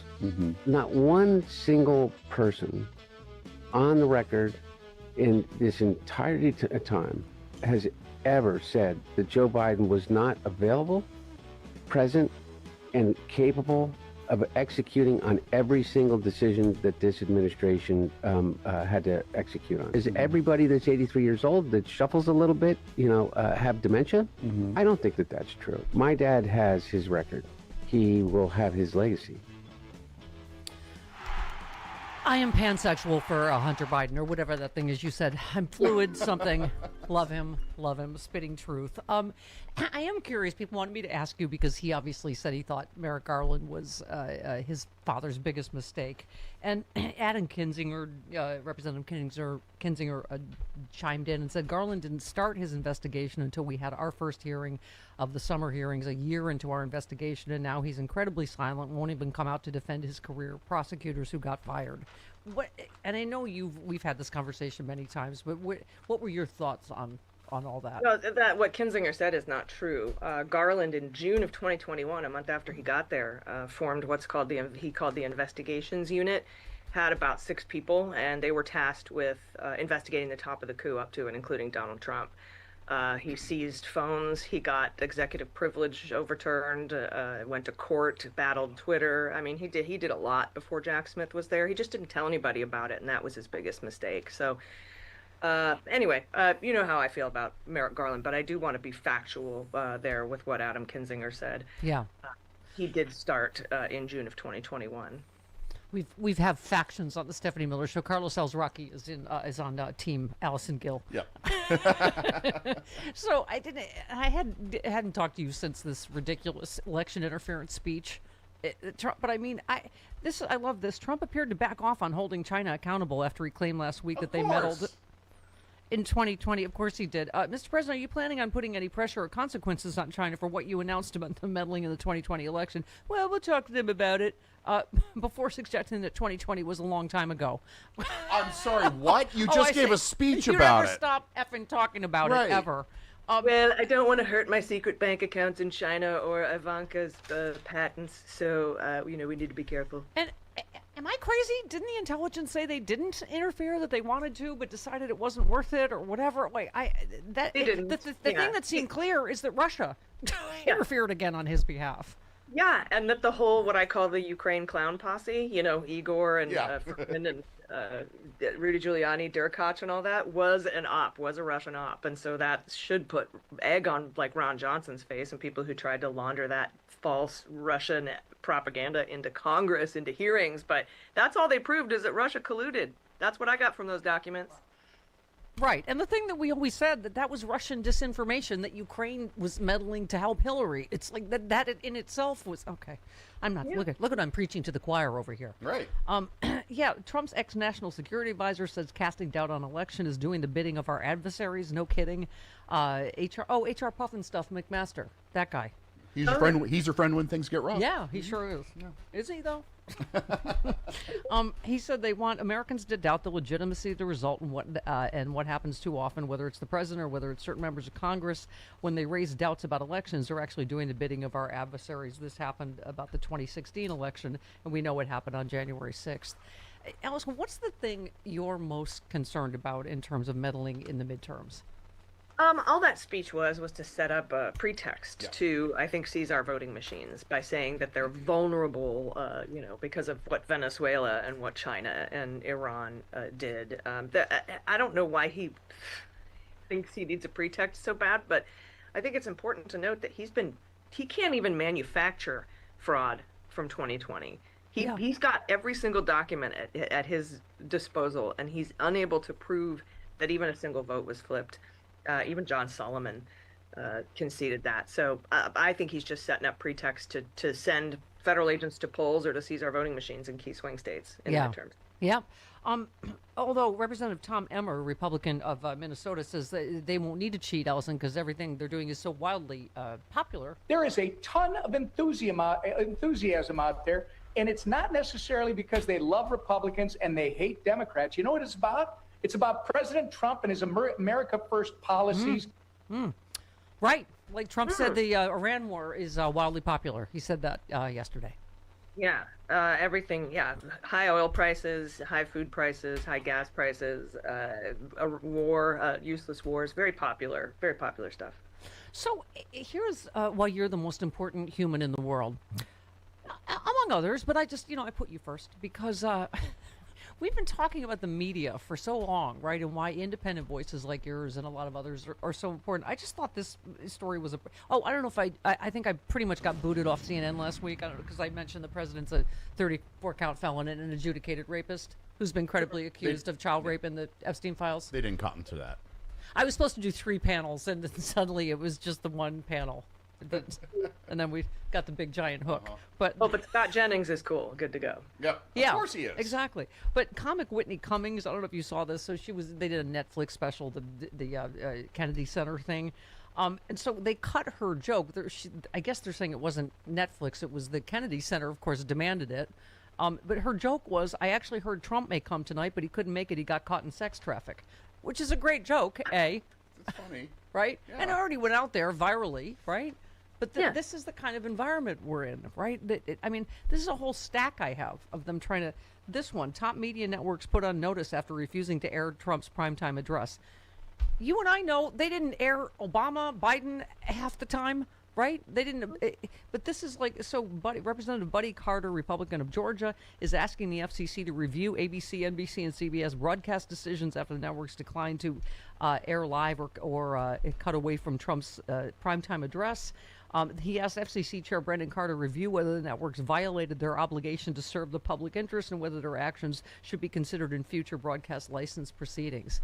I can't even remember how many times this happened to Obama, right? Or Biden. Yeah, but even if you think about the old school frame of thought that these are the airwaves, and there needs to be some sort of equal time, the airwaves belong to the people, not Donald Trump. Exactly. Right. I always said that, right, Chris? From day one, I'm like, this is the thing about radio, about our beef about terrestrial radio is we're like, the airwaves don't belong to me or Sean Hannity. They belong to the American people, and it's so. This one, just in the same stack, 47 U.S. House Republicans petitioned the FCC to place warning labels on TV shows that include gay people. So this is while we're in, like, inflation off the charts and oil's above $100 a barrel and win another unnecessary war. This is what they're... Yes, 47 House members wrote a letter to the FCC imploring a, quote, review of the TV parental guidelines to ensure children are not being indoctrinated with radical gender ideology behind their parents' back. Oh, once again, Lauren Boebert is well known for giving handy J's in front of children in a theater. She's also on that bill. So that's, an analysis by Concerned Women for America. Oh, they're But so those concerned. are hetero handies. Those were hetero. Right. They're okay. Those are okay. As you know, I've always been president of women who don't give a flying... Okay. Yep. I formed that a long time ago. Yeah. Yeah. And these Concerned Women is just one woman in her basement. I think it's a guy. Is it a guy? Didn't we decide that one time? It's a guy. It's one guy. it was Susan Concerned Collins. Women. Isn't she the one who's always concerned? Something, I don't know, something they found Netflix programming rated appropriate for children revealed that 41% of G-rated series and 41% of blah, blah, blah, blah, blah contain LGBTQ content. I mean, I feel like we're back in... Like, would they want to slap a warning label on Hollywood Squares with Paul Lynde? Yes! Oh, yeah. My first future husband. Oh, I love Or him so Match much. Game with Charles Nelson Riley? Come on. This is going back. This is giving me Tipper Gore vibes. Yes. And Yeah. lyrics vibes. Yeah. And Yep. by the way, people sold millions more records when they had that explicit They absolutely lyrics did. Yeah. label on it. This one, all local news, soon to be MAGA propaganda. Last week, Republicans took the final steps toward destroying what's left of U.S. media consolidation laws. It didn't warrant much attention from the press because, of course, in part because they don't want to rock the corporate consolidation has been deadly for U.S. journalism already. Republicans and their media arms have two unsettled goals: massive consolidation among right-wing and local broadcast companies, the befuddlement of the U.S. electorate by way of propaganda pretending to be useful local TV news. The Trump administration has been taking specific aim at the national television ownership rule, which is supposed to prevent a single broadcast station owner from reaching more than 39% of all TV households. They're doing this to benefit, Nexstar and the other. Combined, Tegna. they own more than 330 local TV news stations. Both companies have a history of kissing Donald Trump's ass. Yep. I mean, this is what we're up against, Allison. Like I say, why independent voices, hopefully like all of ours, are hopefully breaking through, because, man, we are up against a wall of just corporate cowardice or right-wing ownership, outright right-wing ownership. Yeah, and that's what I'm looking for in candidates that I'm going to vote for, is that somebody that will un-F the media consolidation. Right, right. Oh, speaking of in the media, I just thought this was precious, because, you know, they would have said the same thing about Joe Biden. Bill O'Reilly said, as you know, I've known the president 35 years, and he's 80 years old right now. My advice to Donald Trump, take the next month off. You can get into an environment where you like golf, you can relax a little bit. You need a breather. I need a breather. I'm going to build it into August, but he needs a breather more than... I'm sure they would have said that... Oh, my God. It's just, that's, talk about the media landscape of not pointing out his obvious mental, physical decline, right? And that we're not getting clearly, medical information about him or Mitch McConnell, right? Yeah, I mean, what's the headline there? Media personality thinks Trump can't handle the job, needs a month off. Yeah. I mean, that... Yeah. Yeah, but I mean, it's just, we were saying the insult to the taxpayers, whether it's Mitch McConnell or, it's just, oh, okay. I mean, how many of us could do what Mitch McConnell's doing? First, let's just start there, right? I'm down with him taking a month off. I think he should take, Oh, please, take the rest of... a very long vacation. Take the rest of forever off. Well, he's golfed more than any other president in history, so he. Well, another it's not of like his he doesn't 11 take time off. billion lies. Remember him saying about Obama golfing, and I'll never be golfing. I'll be too busy working, but me. What did we decide? It's the 8th? Was Mali the 8th place he's going to bomb? President No More Wars? Oh, my God. All right, 40... I thought you meant Molly, like MDMA. No, Mali the country. Got it, okay. Not the drug? Is that Yeah, what you meant? right. No. That's what I No. I'm going to need to be on Molly to get through the rest of this administration. 46 minutes after the hour. Trump is doing, and what Hegseth is doing, and what ICE is doing, is terrorism. They're using these tactics to terrorize the American people, to instill fear, to ultimately keep Americans from going to the polls, the way ICE is violating the constitutional rights of not just undocumented immigrants, but documented immigrants and American citizens and visitors to the United States. This is terrorism. This is designed to instill fear writ large. I'm so glad you keep bringing stuff up that now I have to ask you about. So, Thom Hartmann, here we go. It all goes back to the Dems, who want to continually attack ICE and tell people to evade them, tell people don't comply, tell people to resist, and tell people ICE isn't real law enforcement agency. I said if the hateful rhetoric didn't stop, there will be bloodshed. And I'm saying it right now. There's still going to be more bloodshed unless they shut their mouth and let ICE enforce the laws that they enacted. Wow. That's fascism 101. Just sit down, be quiet, and take a bullet to the back. Right. If you don't shut up about us killing citizens in cold blood, we're going to kill more citizens. Yeah, sounds like we're damned if we do and damned if we don't. So how about we do? How about we stand up to the illegality and the unconstitutionality? No, we're not going to lay down and take a bullet to the back or the head or the thigh, Tom. We're not going to do it. Yeah. All right. So how could you understand a word he said anyway? I was going to say I need a translator. He needs to enunciate a little better. War against enunciation. Yeah. Representative Jim Himes with the same thought. Just want to understand what happened tonight. The president was setting the context. He was setting the basis for him to turn around at midnight on Election Day and say, I warned you. I warned you back in July that the Chinese were doing XYZ and the Venezuelans were doing XYZ and all this terrible stuff. It happened tonight. I am deploying federal officers from the Department of Homeland Security to 7 states. They will be seizing ballot boxes in those states because we know that lots of undocumented aliens voted in those things. So we are seizing ballot boxes. That is the fear, right? That he is, as you say, like, how many times have we said, oh, well, he can't do that, and then the swing's gone. Right. Right? Well, you know what, Steph, if I were an elected state official or a state attorney general, I would not permit ballot boxes to be seized by anyone because the state authorities have a responsibility to protect their free and fair elections. Do I want National Guard troops battling against U.S. military troops to protect ballot boxes? No, I don't. But I'll be damned if, as a state official responsible for protecting the free and fair election and the voting rights of my residents, I'm going to lay down and let people steal ballots and ballot boxes. Not going to happen. I also thought it was a little eerie. He specifically mentioned 7 swing states, which a lot of us have questions about what happened in 2024 in the swing states, particularly, because that's the other thing you have to remember is they can micro-target certain states. It doesn't have to be everywhere. Let's talk about yes, with Todd Blanche in charge, I'll feel better about all this. Let's talk about the Todd Blanche hearings. You said, will some senator please ask Todd Blanche why the DOJ approved the $1.8 billion cop beaters fund, and yet, oh, by the way, I got that in on CNN before they booted me off. I said Nice. cop beater slush fund, which is also why I'm uninvited. You said it now. Blanche is disavowing running away from it, tacitly acknowledging it should not move forward. Well, again, still won't put it in writing, right?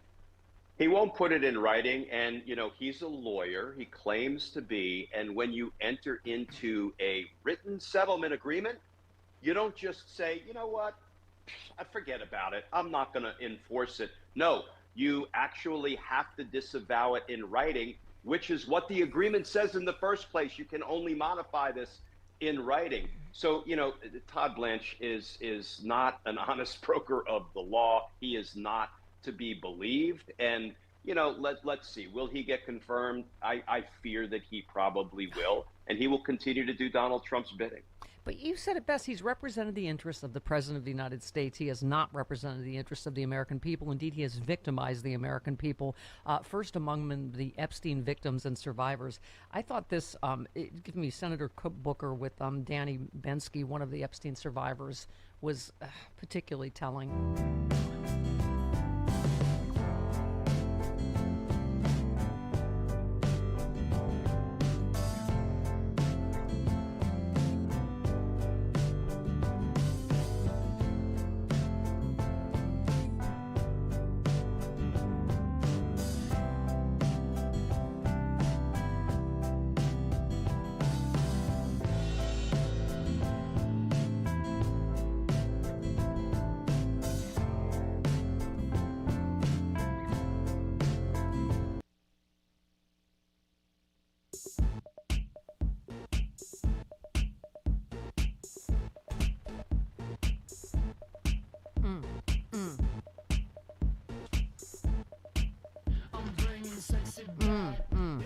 Oh, yeah.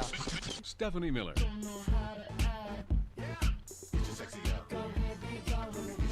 Yeah.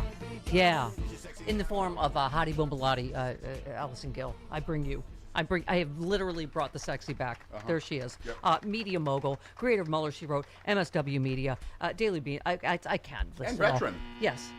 And exactly, I saved this story for you because these are the headlines we must endure in the year of our Lord.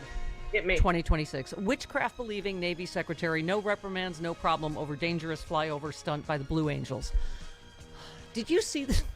This was Pensacola, Florida, right? People were terrified on the beach. Like, these stupid high testosterone macho stunts are just... So the U.S. Navy leadership announced the flight demonstration in an abnormally low flyover over Pensacola Beach will not face consequences. Is he actually named Hung Kao? I just need to know. Acting Navy Secretary Hung Kao. Yep. Don't. I'm not saying anything. I'm letting people fill in their own joke in their thought bubble. Flight debrief complete, a cow said. Stop it. Stop it. No reprimands, no firings, no problem. The flyovers will continue until morale approves. Pete Hegseth posted. God. Oh, he's such a bag of D's. Despite the Pentagon support, the Blue Angels commanding officer admitted that the pilots flew lower than usual over the crowd, leading to an unsafe situation. So this guy, Hung Kao, the aforementioned Hung Kao, are there ones that are not hung? Stop it! I'm just Stop asking. it! Are there ones hung like a field mouse? Okay.